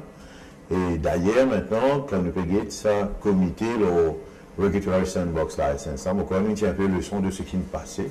À cause de ça, moi, je lis un communiqué officiel qui FSI fait. Il y a un expert, il y a un Lord, Bachelor de l'Angleterre, Lord Desai, Michel Desai, et aussi un expert qui nous travaille, il fait la même chose. Et d'ailleurs, pas plus loin qu'il m'a le mois dernier, le mois d'avant, nous sommes au Bermude, Finlande sur la loi, et tous les cadres, et Malta aussi. Et voilà, les paysans, maintenant, ce comité-là, c'est après qui donne une réglementation qui peut faire, les paysans aussi recommandent un digne compétent pour mettre là, pareil, comment nous avons un global professionnel, expert, comment nous dire. Et là, il y a beaucoup trop d'experts. Nous avons relire soit à Boston, soit nous avons relire Oxford University, et dans les autres places encore qui nous disent qui pour aider nous, guide nous faire aller et nous tous souhaiter qu'il y arrive parce que les mesures sont là. Catherine vient de mentionner le Digital Asset Custodian. Peut-être on aura un Digital Asset Act qui doit mettre. Parce que toute chose qu'on met, pourquoi le RSL n'a pas marché? Il faut avoir les doigts pour qu'on puisse savoir comment servir, qu'est-ce qu'on peut faire, qu'on ne peut pas faire. Mais je crois que ça a pris du temps, mais maintenant c'est aussi, je crois, le gouvernement est condamné, tout ce qu'on a dit dans le budget, de faire que ça marche, parce que dans la technologie, c'est le linéaire, n'est plus linéaire, c'est l'exponential technology. Ça avance rapidement et ça se passe tous les jours. André Boulian, nous commençons à faire l'efficacité de IDB, l'efficacité de l'institution FSI. Je prêt pour être ou penser, entrepreneur relève le défi de mais qui t'appelle faire business qui je prépare. Parce qu'il y a un projet blockchain dans Pipeline qui peut bloquer aussi parce qu'il y a un problème régulatoire. Alors, moi, au fond, ma réaction, il est tenté dans le temps de cette histoire Bitcoin avec AI. Moi, je trouve un effet d'annonce là-dedans. Vous voyez, je trouve un ministre des Finances content que vous n'avez pas quelque chose. Vous avez de confiance. Ah non, on a confiance. On a confiance. Mais comment dire, c'est que nous déjà, nous travaillons dans AI bureau. Nous avons des ingénieurs qui peuvent développer un projet. Vous avez débauché. Non, pas toujours ça. Non, on va pas changer plus de ça. Débauché, puis donc, nous avons des hommes des appareils là. Et que le gouvernement se mêle du point de vue régulateur, fait neuf. Mais Bitcoin, bien la Banque de Maurice, vous avez dit, le ministre, pas une cause à la Banque de Maurice sur Bitcoin. Il faut juste comprendre, mais si vous laissez le gouverneur Ramesh-Roy, il est en sur retraite, mais il fait une chose aussi bien, public contre Bitcoin. Oui. Moi, si vous rappelez ça. Je ne pas comprendre, quoi, non? Non, vous pensez que c'est un outil terroriste? Non, je comprends les risques financiers associés au Bitcoin qui Bitcoin, c'est une affaire, avec la blockchain, c'est une technologie.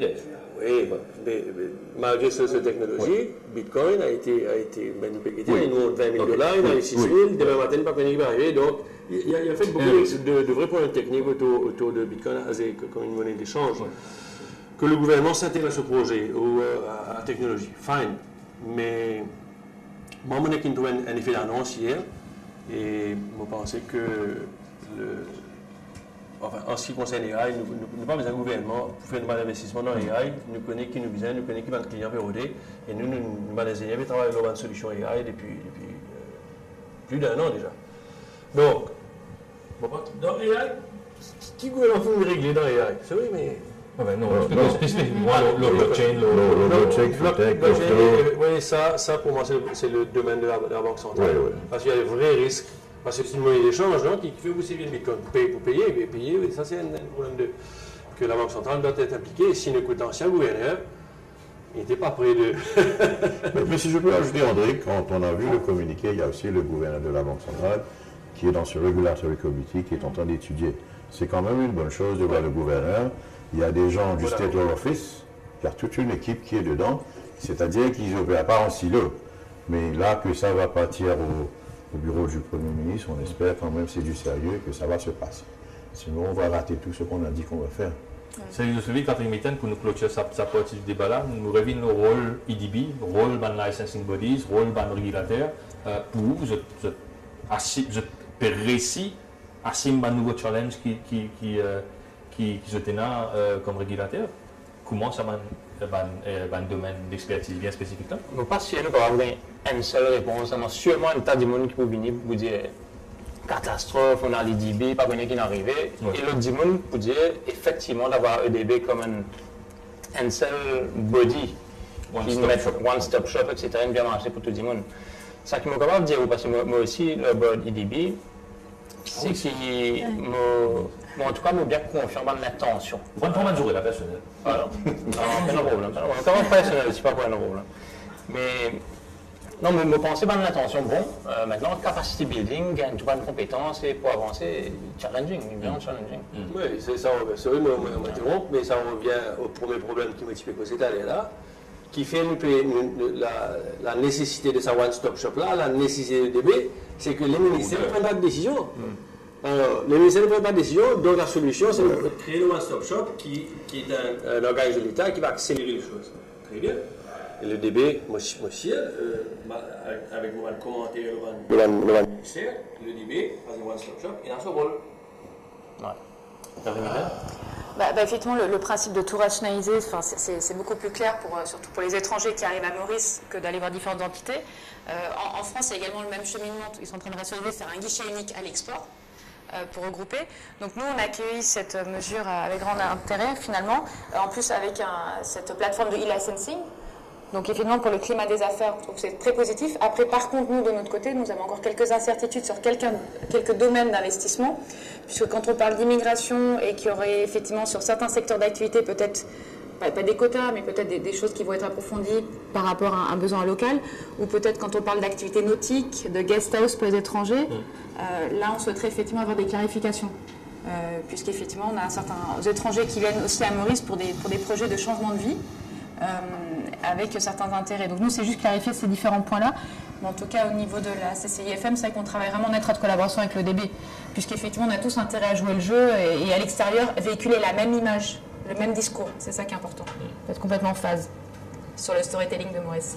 Merci Catherine Mittal. Merci messieurs d'avoir été notre invité.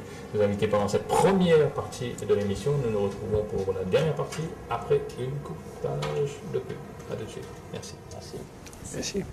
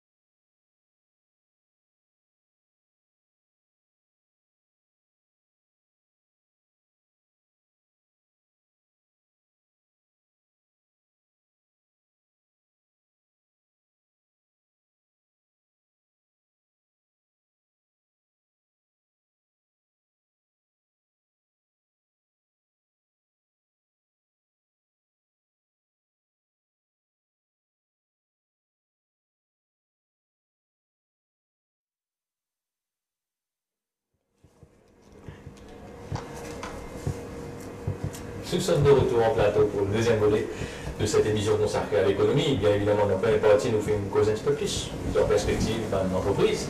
La deuxième partie, là, nous pose plus en perspective grand public, perspective une différence qui s'applique pour faire la vie ou qui peut être nous.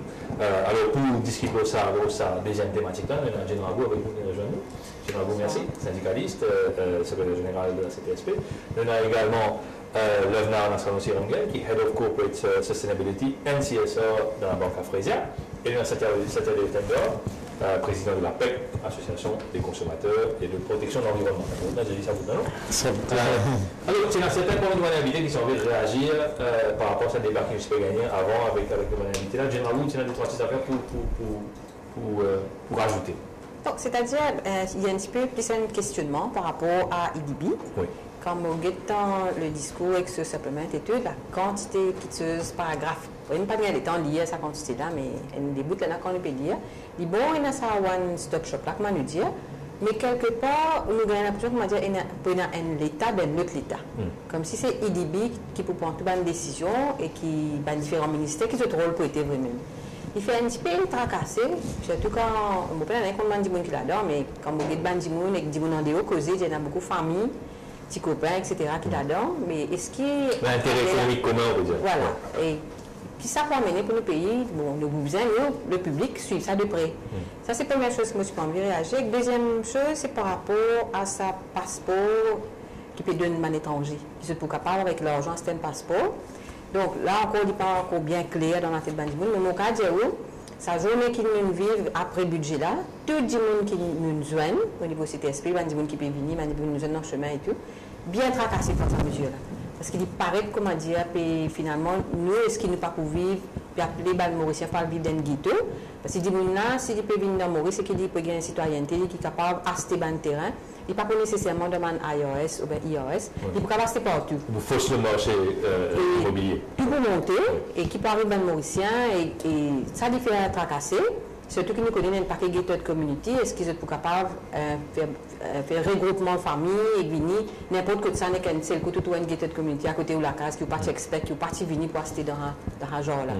Tout ça va bien tracassant et je pense qu'il parle d'une jardin bien réfléchi avant de l'avoir, parce que ça, c'est une présentation. Bien sûr, il y a un finance bill qui peut venir. C'est un finance bill qui peut venir, mais en tout cas, le public pas totalement d'accord. Tout le monde qui m'écoutait, pas d'accord avec ça. Vous avez fait attention. Même dans le salon, où tu peux envie faire des trois petites précisions par rapport à la sustainability, l'élément de enfin, tu fais cause un manquement du budget dans le précédent panel et nous pensons nous attendons un petit peu le côté développement durable qui est mis bien en avant parce qu'il y a un agenda 2020-2030 des Nations Unies qui n'est pas nécessairement pris en considération dans sa budget-là, qui est un petit peu décevant de la part du ministre parce que je pense qu'il y a un potentiel énorme, que ce soit dans l'énergie dont Cédric Despéville a un petit peu causé ou dans d'autres secteurs, un potentiel énorme financier, etc. pour développer un secteur dans Maurice au niveau de développement durable. Et c'est un peu le manquement que moi je me trouvais dans sa budget. Nous commençons la deuxième round là avec où il y en a beaucoup, c'est un discours qui nous tendait beaucoup auprès de politiciens pour dire qu'il, quand j'ai le pouvoir bien sûr, pour dire que quand il y a la croissance, quand il y a un développement dans le pays, je prends ça fruit de la croissance, du développement, je peux mettre ça au service de mes citoyens. Il y a une mesure qui me pensait beaucoup du monde, il retenait l'attention beaucoup du monde, c'est sa mesure que du monde qui gagne grosso modo entre 25 000 à 50 000 roupies, qui tu peux payer taxe avant à 15%, pour acheter payer taxe à 10%. Pour une mesure comme ça, c'est une illustration de comment le gouvernement retourne un petit peu les fruits de la croissance au public. Nous tous connaissons qui, depuis quelque temps, la classe moyenne, qui ça en place, un groupe là, qui dans une grande majeure partie, tu peux finance à travers VAT et taxes, un projet de développement et croissance économique. Si aujourd'hui nous avons une croissance économique qui est au bas 4%, la classe moyenne est dans ce part. Peut-être dans un moment de choisisse, le Premier ministre et le ministre des Finances, ils pensaient qu'ils s'aboutent, qu'ils gagnent 305 000 à 650 000 fait de sorte qu'au lieu de payer taxe 15%, fait limite 10%. Alors, ça augmente le pouvoir d'achat. Et en secondaire, ce qu'il faut faire, c'est qu'il faut mettre ça là, la classe moyenne, dans notre rapport. Qu'ils ont senti vraiment que les sacrifices qu'ils ont fait dans le passé, au moins, peut retourner et peut prendre en considération pour un projet d'avenir. Alors, les symboliques, mais il y a sur l'impact qui visait surtout pour stimuler la classe moyenne et aussi faire comprendre que oui, finalement, le moment de crise, maintenant quand il y a une croissance, quand le fruit peut venir, voilà comment on peut faire le sharing. Alors, vous faites ça de la même perspective ou alors vous faites partie de gens qui disent que ça de toute manière, quand on dit que gagne jusqu'à 23 24 000 roupies, il ne paye pas de taxes. Parce que le nouveau seuil là, fait qu'il est divisé par 13, il fait 23 24 000 roupies par mois. Après, ça m'a dit quand c'est des gens qui gagnent entre 23 24 000 roupies jusqu'à 50 000 roupies, peine à ça considère. Pour vous, c'est une vraie mesure populaire ou alors, vous rationalisez comment on fait faire, vous avez finalement pas tout le monde qui gagne avec ça. Non, c'est-à-dire, moi, je connais que quand nous avons Pravin Jagnat, qui est un syndicaliste, en l'occurrence Rachid Imrit, qui fait une demande dans ce sens-là, et Pravin Jagnat n'a accepté. Okay? Est-ce qu'il y a un soulage, Bandimoun, quelque part, on a besoin de reconnaître les soulager. Mais nous, en tant que syndicalistes, ce que nous peux demander, nous, c'est qui augmente taxe pour les qui possèdent, pour qu'ils soient capables de subvenir à toutes les dépenses de l'État, etc. Mais au lieu qu'il augmente taxe les plus riches, il baisse pour les plus pauvres. Il répond de notre façon. Bon, c'était le commencement. Ben, nous attendons qu'il y a beaucoup plus que ça parce qu'il nous connaît qu'il l'argent il a et nous disons pour partager la richesse, comme la justice sociale par exemple. Pour partager la richesse, vous avez une richesse là. Pour une ligne, nous êtes tiers avec les qui possédent. Donc, dans ce sens-là, nous avons petit avec les qui possèdent. Donc là, ça, nous devons reconnaître qu'il y a une bonne mesure quand même. Comment vous jugez la capacité de Pravin Jagnat dans sa budget-là à redistribuer de l'argent, de la richesse à des gens qui peut-être plus bizarre, capable d'enjoyer un peu plus pouvoir d'achat, enjoyer un peu plus revenu?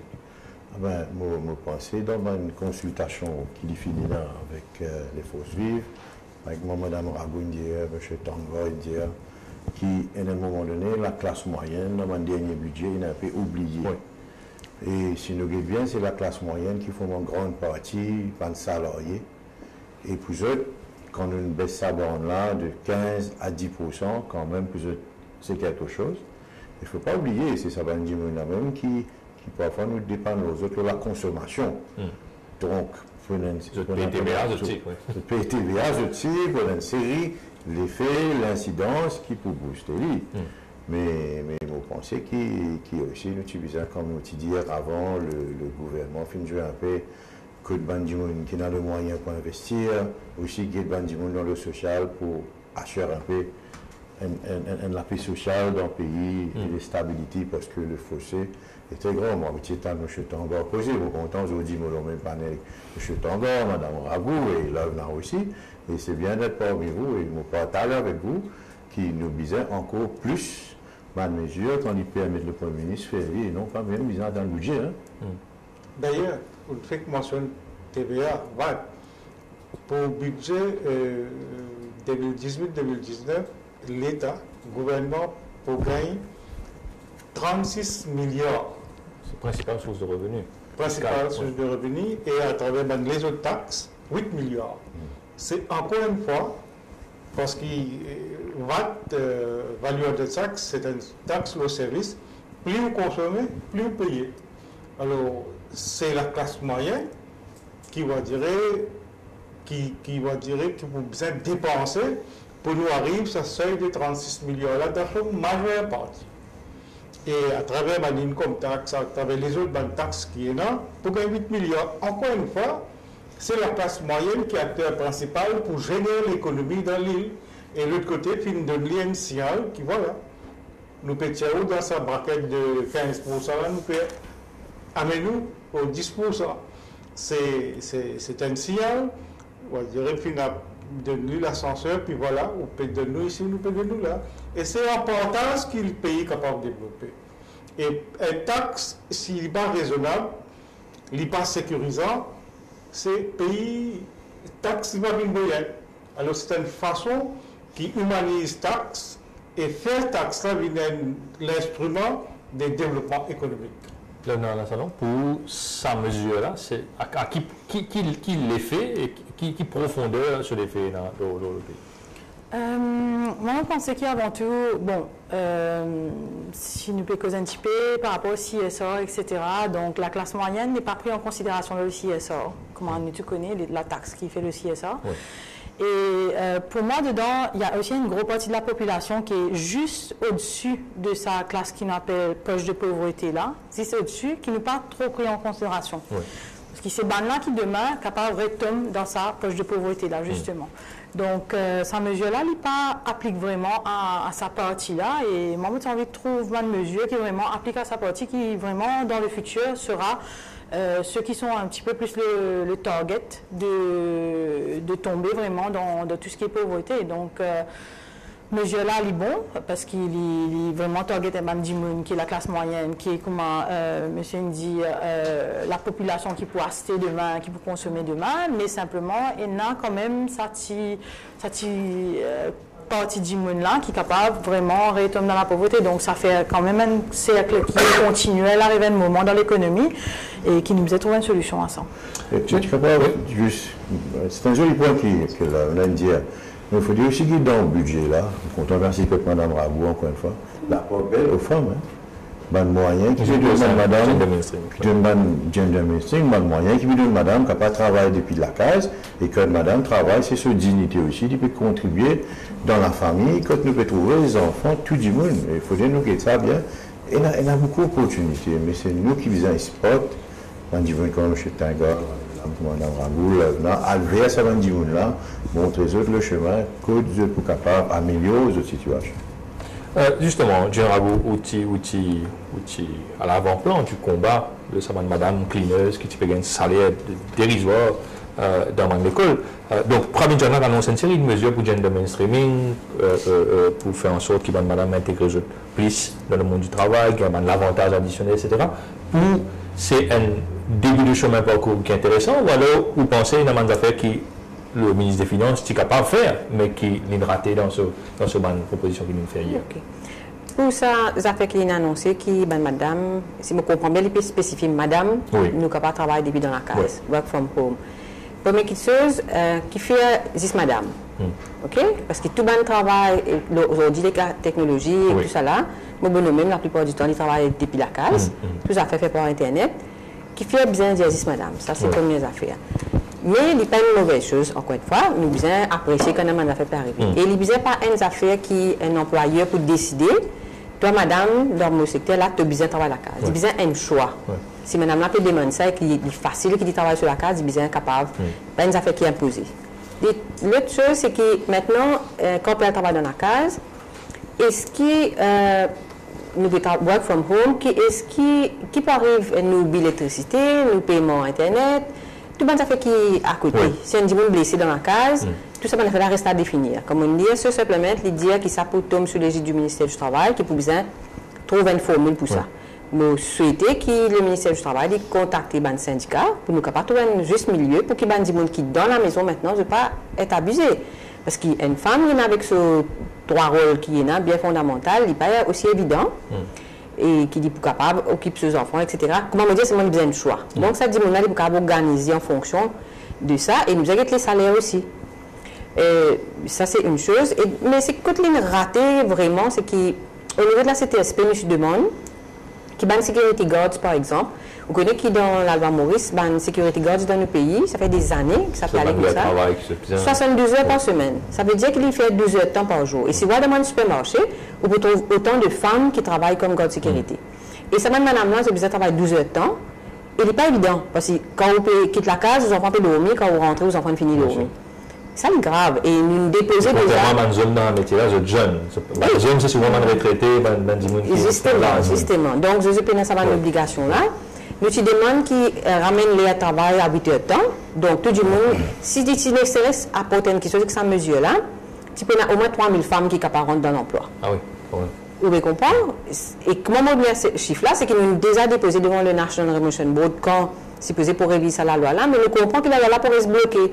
Parce qu'il paraît qu'il y a une petite chose qui se peut venir avec la police, comment ça, une police privée. Ça a besoin de faire une enquête là pour comprendre vraiment.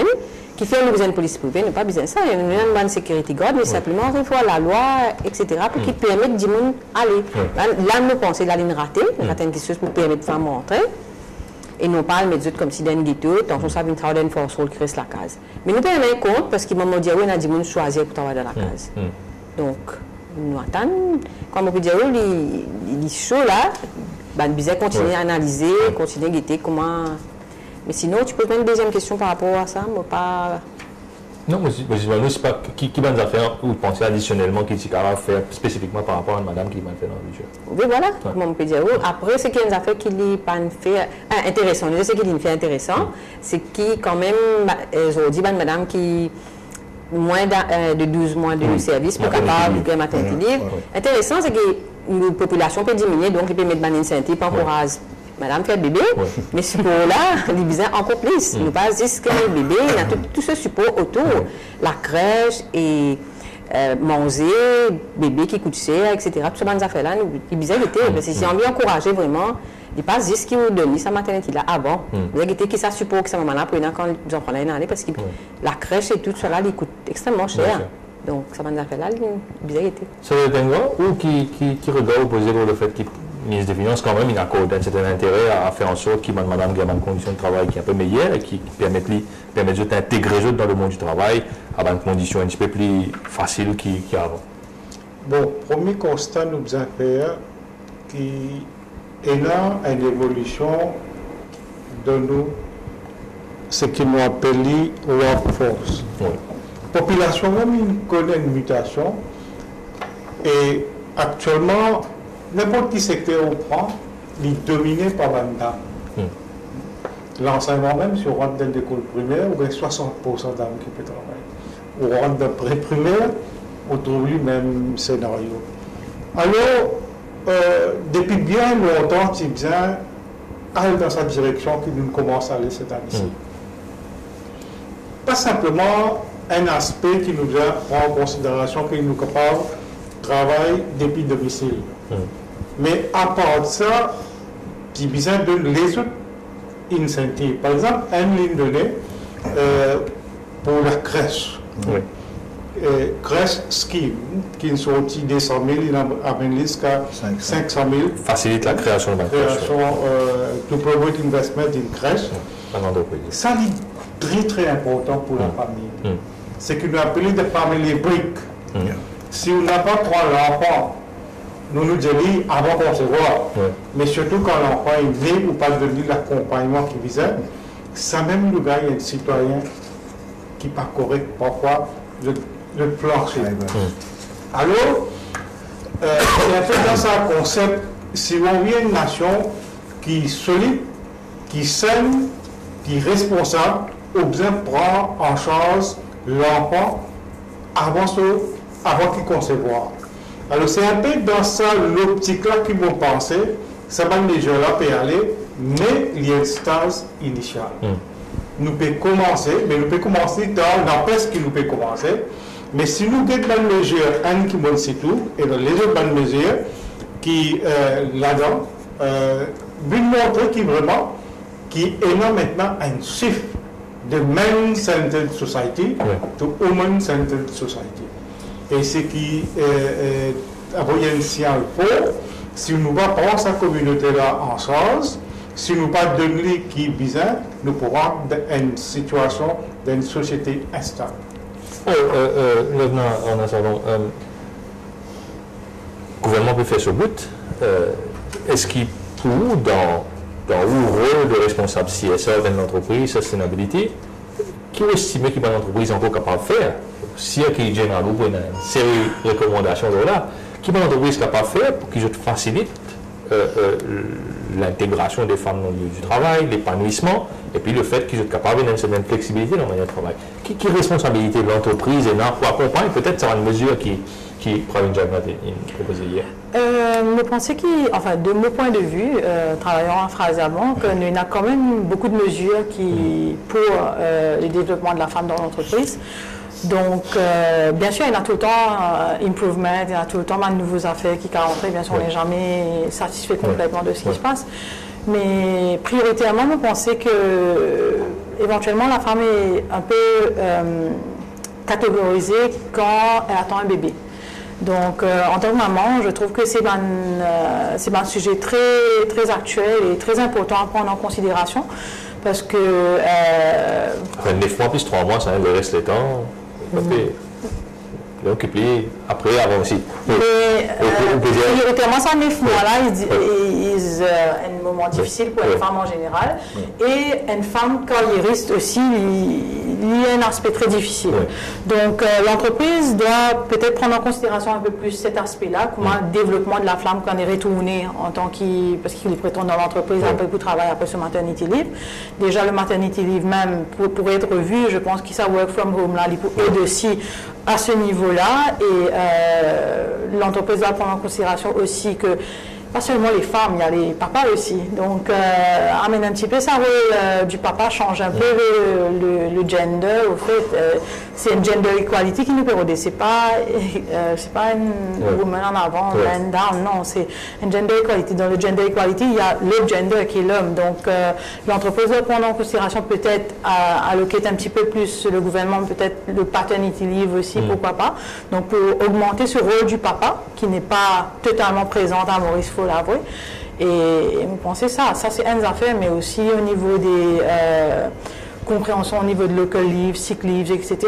Le gouvernement nous donne un set de local leave, ça ne veut pas dire que l'entreprise ne peut pas donner plus à des gens qui sont dans le besoin pour des local leave, etc. Donc ça c'est une chose. Il y a certaines personnes qui ont d'autres capacités aussi, d'autres problématiques aussi dans l'entreprise, comme les personnes avec handicap, les mamans avec handicap, les personnes avec handicap. Donc tout ça, c'est des choses à penser dans le futur qui peut-être c'est un ajout à faire. Mais par contre, je suis très contente qu'il y ait déjà une pensée là dans le budget cette année, parce qu'en tant que femme même, c'est pertinent pour nous et c'est très important. Donc, mais me rejoindre Margot encore une fois pour dire que le gender, c'est quand même la femme et l'homme et qu'il faudra avoir. Devant que vous savez, un mot rapide avant de nous passer un petit peu, nous causons un ça. Ah ben oui, c'est toute une question d'humain dans l'entreprise. C'est pas la loi, nous quand même plusieurs la loi pour protéger monsieur, pour protéger madame. Il y a un peu l'entreprise là, parce qu'il est bien connu, au centre de l'entreprise, ce sont les employés, que ce soit hommes et femmes. Sans ces personnes-là, il n'y a pas de profit, il n'y a pas rien. Donc chez nous, Rogers, même au niveau les actionnaires de ENL, il y a quand même, on s'assure qu'il y a un cadre qui protège la famille. Et ce n'est pas regarder la loi, comme vous dites, il y a un local leave, il y a un sick leave, il y a un maternal leave. Il y a tout l'encadrement, que ce soit une personne est malade, que ce soit une personne attend un bébé, que ce soit la personne après l'arrivée. Il faut mettre le développement humain, et c'est ce qu'on fait. Et ce n'est pas la loi qui va nous dire. Il y a la loi, l'esprit de la loi, mais c'est sur les valeurs qu'on a chez nous et que les employés avant tout. Le principe de CSR là, pourquoi dans l'avenir nous faisons référence aux formules? Parce que les tombent sur, living en bas, poverty, elevation and empowerment of the poor. Ici, je peux rentrer là-dedans. Déjà, les affaires que vous avez demandé, M. Tenguer, c'est le gouvernement maintenir un cap depuis 3 ans, c'est donner un petit peu moins de liberté dans l'entreprise, prendre 75% de l'entreprise, contribuer pour venir au gouvernement qui peut redistribuer les vies. Donc, le gouvernement aussi peut servir ça beaucoup, nous trouver dans social housing, pour mettre dans la case, je veux dire, il y en a 5 000 la case qui est censée être construite dans les 2 ans à venir. Où est-ce que sa stratégie fait l'État prend l'argent là et dépense cet argent-là? Il y a une bonne stratégie, ou bien pour vous, comment on peut dire, on commence à dire plutôt, bien regretter comment ça fonctionne? Vous pensez que nous nous besoin revoir ça. Parce qu'il connaît. Dans quel sens? Dans une entreprise, il y a un milieu qui fonctionne. Il y a un environnement. Et nous connaissons qu'une majorité de l'entreprise, des gens qui travaillent surtout dans le lieu et surtout des gens qui travaillent dans cette entreprise-là.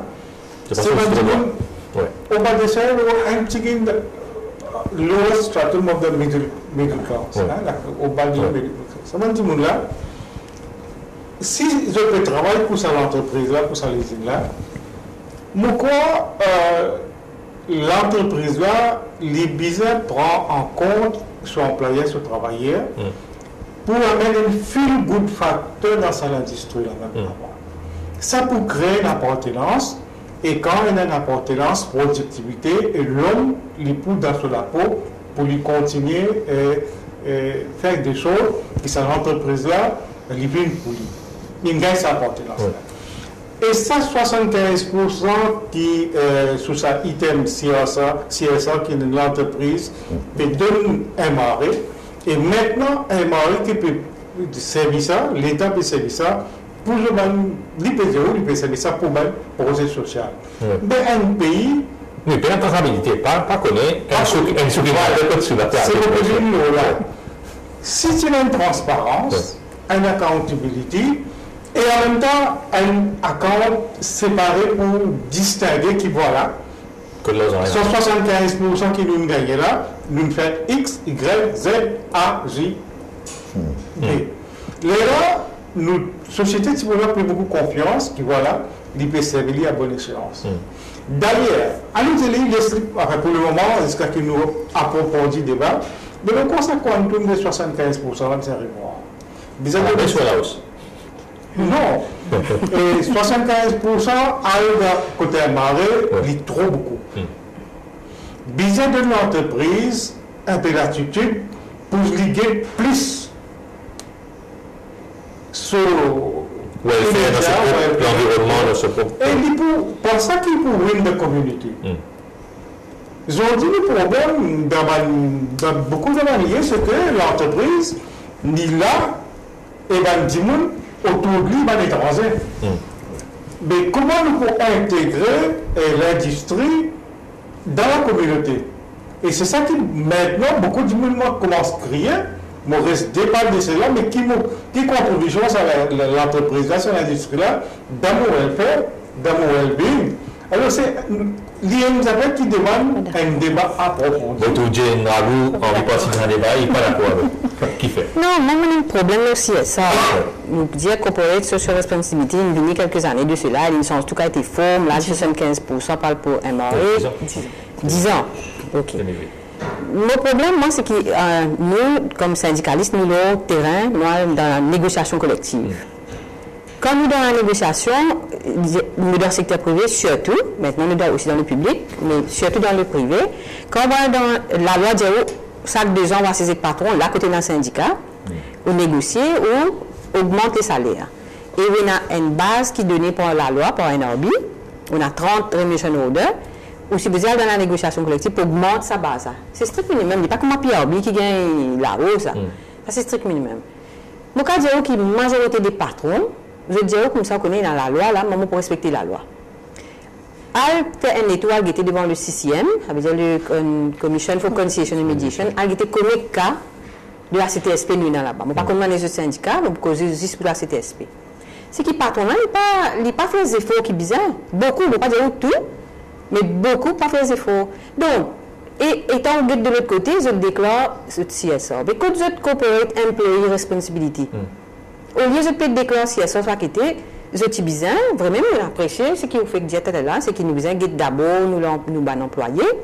Maintenant, comme vous avez un problème dans le secteur qui continue dans Rogers, nous venons de tout, pour qu'il y ait un problème réglé assez vite, parce que nous n'avons même pour ne pas dire au côté partout, il est OK, vraiment, mais il ne faudrait pas qu'il arrive devant CCM. Ou bien capable, avant qu'il déclare CSA, ou pense où travailler, parce qu'il travailler.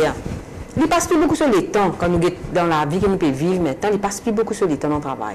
Dans la case, c'est juste pour y aller dormir, passer un petit temps avec ses enfants, avec sa famille, à peine ça. Mais les business sentent bien dans ce rapport, ils ont envie quand ils lèvent le matin, oui, ça, ils sentent une appartenance à la compagnie, mais envie à travail. Ça, c'est le mot compagnie, ça. Ils ont un genre de partage, pareil que maintenant au niveau santé, sécurité, vous supposez un comité que travaille là aussi, il adore. Qui fait un travail pas qu'à rentrer dans un comité pour décider comment nous pouvons gagner l'entreprise, comment nous pouvons partager profit.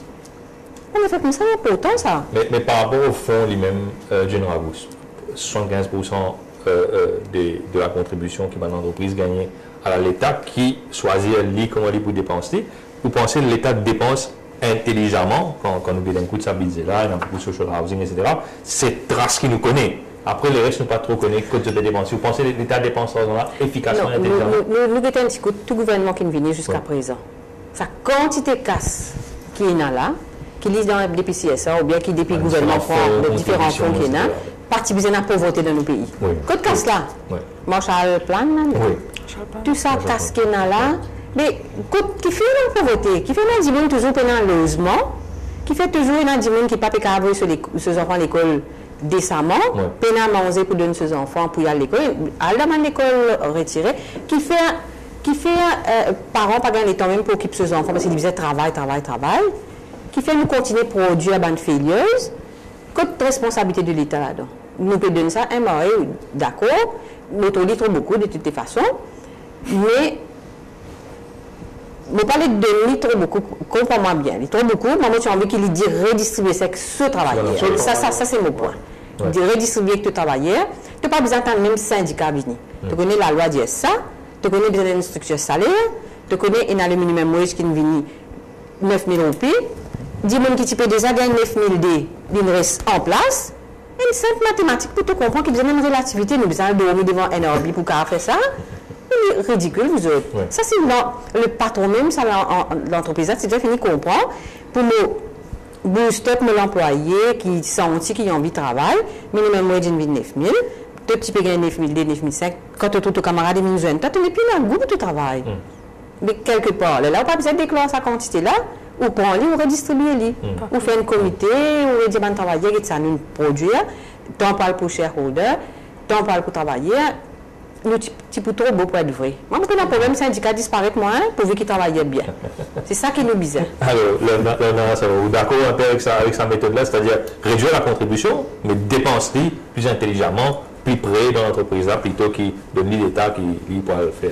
Enfin, vous avez deviné à Vilo, ça 75% là, vu que en tant que directrice d'une fondation, qui a Fraser Fondation, et bon, on a nous avis qui nous partagé avec Business Mauritius, et nous partageons l'avis de Business Mauritius là, ce qui est sorti hier d'ailleurs de Business Mauritius, qui expliquait qui nous quand même, encore une fois, je dirais, un petit peu dans l'espoir que le ministre reviennent, parce que c'est quand même du CSR, du Corporate Social Responsibility, ça devrait être au corporate, je pense. Donc, c'est juste le thématique même. Le thématique de la chose, c'est du Corporate Social Responsibility.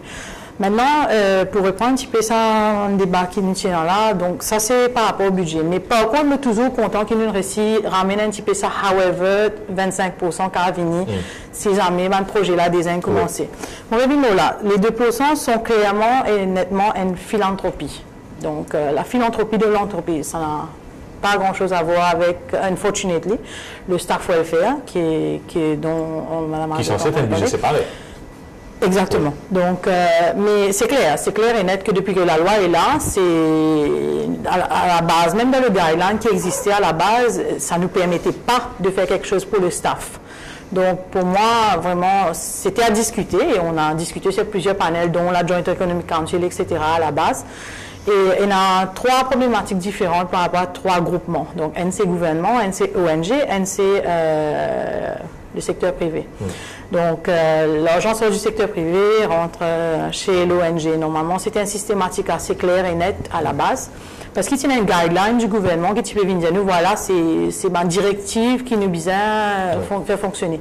Pour toujours la philanthropie, je dis bien, c'est de la philanthropie. Donc, quand on a de sa guideline-là, moi personnellement, mon parti trouve une mauvaise idée d'avoir une guideline à suivre, etc. Parce qu'il n'est pas capable dans le vide, sinon nous pouvons aussi un certain excès qu'il n'est capable de faire.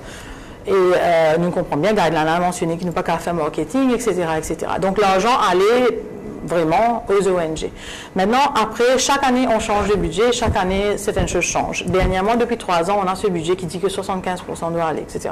Maintenant, les ONG aussi, la National Foundation a été mis en place, donc a été mis en place pour créer un environnement, je dirais, où l'argent venait de chez eux. Moi, je trouve qu'il n'y a, premièrement, pas d'éventuel pour le moment. On a été sur des discussions, etc. Il n'y a pas encore de collaboration visible, je dirais, même s'il y en a quelques-uns ici et là. Il n'y a pas une vision nationale par rapport au CSR actuellement, unfortunately, parce que ça fait quand même 10 ans qu'on travaille dessus. Par contre, on voit ici et là dans les ONG qui font du bon boulot aussi, certains ONG, mais le souci qu'on a, c'est qu'on s'attend à ce que la National Foundation dans le futur, pourquoi pas, parce que c'est mentionné qu'ils vont prendre en charge ces 75%, viennent avec un registre complet, concret des ONG où ils ont vraiment été identifiés, les ONG qui travaillent sur des... Faire cette traçabilité. Exactement, une traçabilité, mais avant tout aussi une particularité par rapport à identifier le secteur dans lequel ils aiment être casse. Parce qu'actuellement, nous avons un secteur différent, mais nous avons vraiment une vision nationale qui, voilà, il y a un manquement dans l'éducation, donc ils aiment dans l'éducation cette année-là, pour peut-être l'année prochaine mettre dans la santé, pour peut-être... Donc, nous avons vraiment une vision, ça c'est une chose. Il n'y a pas des fondations maintenant dont moi me forme partie. Nous avons une vision à long terme, donc il n'y a pas de sustainability dans le CSR, parce qu'il nous casse exactement. Donc, chaque année, nous avons un nouveau budget qui vient, donc un nouveau budget qui est pas le budget national, je parle du budget de l'entreprise elle-même, que nous ne connaissons pas exactement comment il était. Donc, notre instabilité fait l'instabilité des ONG aussi, parce que principalement, le fonds du CSR sort, enfin, je dirais 100% sort du secteur privé. Donc, ça crée l'instabilité dans les ONG. Et parlant des ONG, ayant travaillé avec eux plusieurs années, vu ma fonction dans les fondations, etc., je pense que cette instabilité fait que nous avons une problématique dans le social même. Donc, nous ne connaissons pas ce qui nous help ce projet-là parce qu'il est capable de fermer le projet-là demain. Et nous ne connaissons pas si nous-mêmes nous sommes capables de help dans le projet parce qu'on ne sait pas si demain on va avoir le même argent, etc. Ça ne veut pas dire qu'il y a certaines entreprises qui ne mettent pas over and above CSR. Que, par exemple, chez nous, on fait, je ne veux pas dire ça que pour nous, il y a plusieurs entreprises qui le font, surtout les grosses compagnies, les banques, etc. Et c'est la seule façon que nous, on a trouvé pour soutenir les projets dans le long terme. Donc, c'est un peu ça. Maintenant, on aimerait bien avoir un systématique, une vraie ligne de conduite, je dirais, par rapport au CSR national qu'on suivrait. Parce que moi, je suis d'accord avec le fait que le ministre dise qu'il faut qu'il y ait des projets en continu. Parce que les 25% additionnels qu'il donne, c'est pour les projets qui ont été là depuis la base. Mais ce qu'on doit comprendre aussi, c'est que si on s'attend à avoir des projets long terme comme ils expectent pour les 25%, il faut que l'argent soit là. Donc, il faut que nous réunisse. Des 25% ou qui un peu advocate ou fait un peu advocacy auprès du gouvernement ou d'un dossier spécifique, comment c'est privé pour advoquer, pour faire en sorte qu'ils backpedalent un petit peu ce qui nous peut attendre là? Je crois que le plus grand contributeur, c'est d'ailleurs le secteur privé dedans. Et en attendant l'avenir, je crois ce qui nous manque, de la transparence, de visibilité. Parce que quand on investit et quand une compagnie privée investit, on a un petit peu de devoir envers nos stakeholders, nos investisseurs. Il faut que chaque roupie qu'on investit est bien servie. Il ne faut pas que ça soit dans un fonds qu'on ne sait pas qu'est-ce qui se passe. Parce qu'il y a aussi la philosophie de l'entreprise où on veut mettre notre argent pour quelle activité. Et c'est pour ça, comme le a dit, il y a des choses qu'on fait, pas nécessairement sur le CSR. Mais ceci étant dit qu'on va passer le message, je crois qu'il y a des représentations avec le gouvernement, avec le ministère, pour qu'on ait plus de transparence, on sait à la fin de l'année, qu'est-ce qu'on a fait. Et d'ailleurs, peut-être on peut revenir sur le budget, ce qu'on a dit aussi maintenant, chaque ministère doit être redevable et de dire ce qu'ils sont en train de faire. Et si c'est sous le ministère de l'Empowerment, qui est le Parent Ministry, eux aussi doivent disclose qu'est-ce qu'ils ont fait. Bon, nous terminons l'émission avec un volet consommateur. Quand même, il y a quelques mesures qui, beaucoup de monde tapent la main, ils apprécient. Une contre-mesure, il augmente le prix de l'essence et puis une rebaisse. Quand même, bon, c'est toujours un soulagement pour beaucoup de monde. Le prix gaz, il baisse par 30 roupies.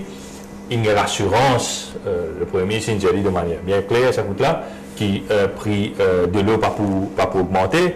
Donc peut-être probablement aussi sa fameux contrat d'affermage qui est lié avec une augmentation du prix de l'OPA pour là. C'est-à-dire que pour hier et aujourd'hui, le consommateur better off dans le pays là. Immédiatement, pourquoi certaines mesures commencent à appliquer. Ouais. Mais nous avons une implementation. Ouais. Mais j'y allais là. Mais seulement, nous avons fait ressortir, nous avons honnête. Moi qui compte à critiquer, moi je acknowledge que ça budget là, depuis qu'il me connaît, fin direct, fin préconise 13 mesures pour le welfare des consommateurs. Si vous permettez, vous pouvez éliminer. Et là, Water Tank Scheme. Oui. 30 000 roupies, fin augmente. Right?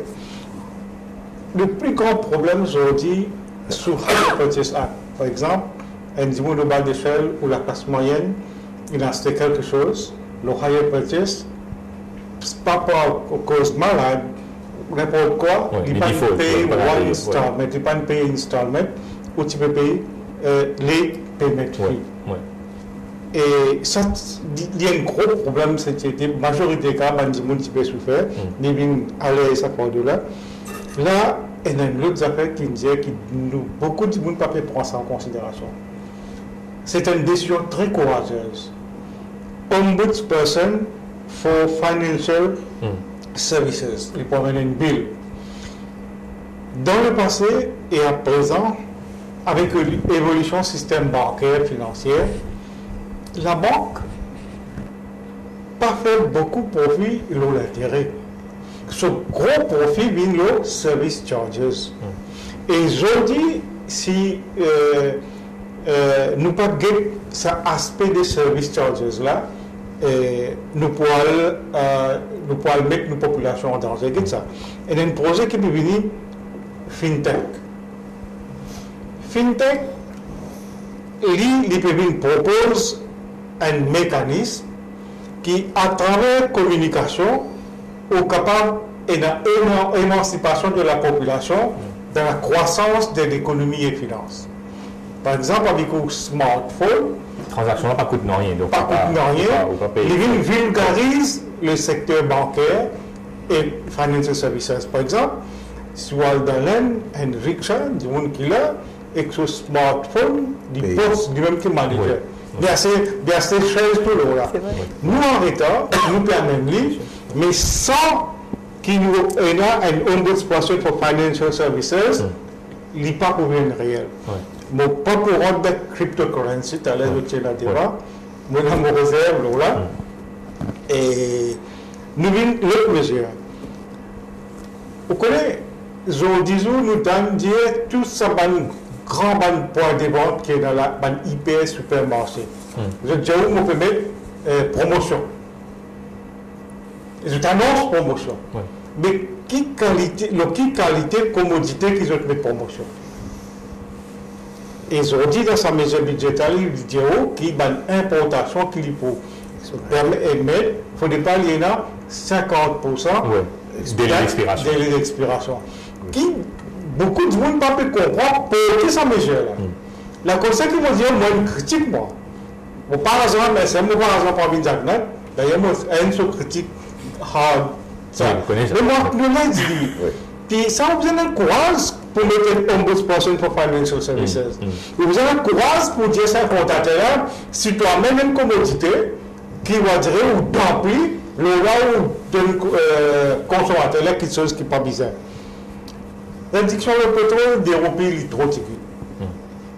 Il bizarre plus que 4 roupies parce qu'il y a un problème de structure des prix. Moi, je suis fatigué de dire comptabilisation, nous ne sommes pas capables de mettre double taxation de notre pétrole. Le prix pétrole, il y a une commodité essentielle, vitale pour la croissance économique. Nous, dans l'exportation, pas compétitive, le pétrole est un big chunk, un big component là qui peut affecter ça. Gaz, ça qui demande une donnée. C'est bon, et ça lui connaît, il peut target sa chunk de madame là. Bon pour lui, il fait politique. Right? Mais là, un contexte reduction symbolique, mais quand même, il y a un stimulant. Rate, income tax, ça aussi correct. Maintenant, vous connaissez, nous pouvons faire consommateur, faire des choses de la même commodité qui peut sortir ailleurs, peut venir, et il y a un disincentive pour les gens locaux pour les produits. Import substitution. Right? Ça aussi, nous avons qui consommateurs qui sont gagnants parce qu'ils ont dit agenda consommateur, c'est consommer bio. Et ça, il pourra même, là, il commencer, il est capable de donner une initiative. Et la 13 mesures, si on éliminer tout ça, là, on pourra prendre pas. Justement, nous faire l'avenir dans le salon, réagir là. Pour un salon, l'avenir, pardon, le consommateur better off, je vous dis qu'il était hier, avant-hier. Je ne vais pas t'en un petit peu de temps avant de me répondre ça, un des 3 mois encore avant de me répondre ça. Je ne vais pas faire mieux que c'est un gars sur ce sujet-là. Par contre, ce qui me semble et mettre en avant, c'est sa côté que l'IP cause un peu produits bio, etc. Facile à dire, difficile à faire. Exactement, pas cher, difficile à faire. Et cher surtout pour le consommateur mauricien, ça reste quand même quelque chose de luxueux et de cher. Donc c'est dommage parce que c'est avec le changement climatique, etc. Je trouve ça un sujet pas trop mentionné alors qu'il c'est. Enfin, Emmanuel Macron en parle, tout le monde en parle, et dans le négatif ou le positif, mais tout le monde en parle. Et nous, quand même, voilà, sur les produits, le consommateur reste quand même à sa fin pour gagner un produit comme ça sur le marché à un prix qu'il est capable de payer. Et bien sûr, le secteur privé aussi, peut-être vous avez une incentive dans le secteur privé pour commencer à créer des green jobs, des entrepreneurs, des jeunes par exemple, un jeune entrepreneur qui peut amener ça côté nouveau style consommateur dans Maurice, parce que c'est l'avenir un petit peu de côté nous peut aller. Enfin, des enfants aujourd'hui parlent bio, parlent pollution, parlent tout ça. Donc la nouvelle génération a besoin de ça côté-là. Mais est-ce qu'on est prêt à produire ça côté? Je ne crois pas pour le moment. Donc peut-être qu'il... Bon, là, je laisse que vous savez répondre à la question avant de conclure avec John. On tape la table, on vient un peu, taper. Mais ce qui est important, le Premier ministre lui-même, s'il a annoncé des mesures, il faut qu'il rassure que c'est trop. S'assure que tout ce qui a été dit transforme la réalité. Et effectivement, il a parlé beaucoup sur la santé, health, mais il faut que ça se traduise dans la réalité. Comme l'avenir vient de dire, les produits bio et tous les produits sains qu'il faut consommer, il faut voir que ça traduise et non pas baisser les prix, mais il faut voir aussi la santé comme il a dit. Et je vois qu'il y avait quelque chose, le sheltered farming, qui peut-être permettre aux jeunes entre dedans. Ouais, ça, ce sont des mesures. Ouais. Encore une fois, il y a l'effet d'annonce, et on compte sur eux d'assurer, et nous aussi, en tant que citoyens, des ONG, il faut qu'on aussi fasse entendre. Parce que la consommation est bonne, mais avec le taux de pesticides, etc. Enfin, on sait tout ça à Maurice comme en Afrique en général. Donc, je pense qu'il faudrait prendre tout ça en considération quand on parle de consommation. Inciter les gens à consommer plus, c'est pas une mauvaise chose pour l'économie, mais plus sainement, ce serait... Généralement, vous pouvez ouvrir la moitié remplie ou bien la moitié vide pour un consommateur ou un travailleur? Bon, je pense que nous n'avons pas positif. Nous ne pas capable de dire quand il y a quelque chose, bon, nous besoin de dire bon, nous allons reconnaître. Il y a beaucoup d'améliorations à faire, certes. Il y en a encore une année, je souhaite. Bonne chance pour la prochaine année. Encore pour la veille d'élection, sûrement beaucoup plus de cadeaux. Mais je connais qu'une affaire qui m'a réalisé, c'est qu'il n'y a pas gagné d'affaires au plateau. Pour cette affaire de l'eau, il y a une mobilisation. Tout dit bon, nous mettons la tête ensemble, syndicats, l'association consommateur, tout, nous mettons la tête ensemble et pas bien qu'on ne rende compte qu'il est bien réquilé. Mais moi, un petit peu tracassé, comme on collègue avec lui hier, quand on interviewé après présentation budget, il me dit oui, une bonne mesure, pour l'IM, moi, un peu comique, il peut dire ça. Mais il cause réforme encore. Pour moi, réforme, quand ça nous tracasser, parce que réforme, il veut dire tout. Il veut dire absolument tout. Mais quand même, j'ai envie de dire une affaire supplémentaire par rapport à mon handicapé. Des années de cela, tu mentionnes qu'il y a une autorité pour les enfants handicapés, mais il a annoncé encore hier, qui s'appelle de l'avant, je ne sais pas quand, mais je pense, moi, qu'il y a quelque chose qui, par exemple, Keres Allowance, etc., il monte tout ça là, il augmenté, ça est intéressant. Mais nous, les Maurice, comment il était, nous, bien capables de des enfants handicapés, des gens qui travaillent en enfants handicapés dans une ONG, etc. Et pour moi, l'idéal, c'est que le gouvernement prend sous ce l'égide des enfants handicapés, parce qu'ils sont aussi des citoyens du pays et qui sont dans tout droit pour être pris sous l'égide de l'État, et pas nécessairement à travers une ONG, parce qu'il n'y a pas nécessairement quelque chose qui passe dans toute ONG. Bien sûr, c'est cet accent très républicain de Général Bou qui nous vous dit merci. Merci à nos invités d'avoir participé à notre émission. On se retrouve début de la semaine prochaine, lundi, pour une émission spéciale, encore une nouvelle fois avec nos partenaires de Rogers Capital, pour discuter des mesures dans le secteur financier ou de l'absence de mesures ou de la présence des mesures. On vous en dira plus ce lundi lors d'une émission spéciale. Merci beaucoup à nos invités. Bonne soirée, à lundi. Au revoir.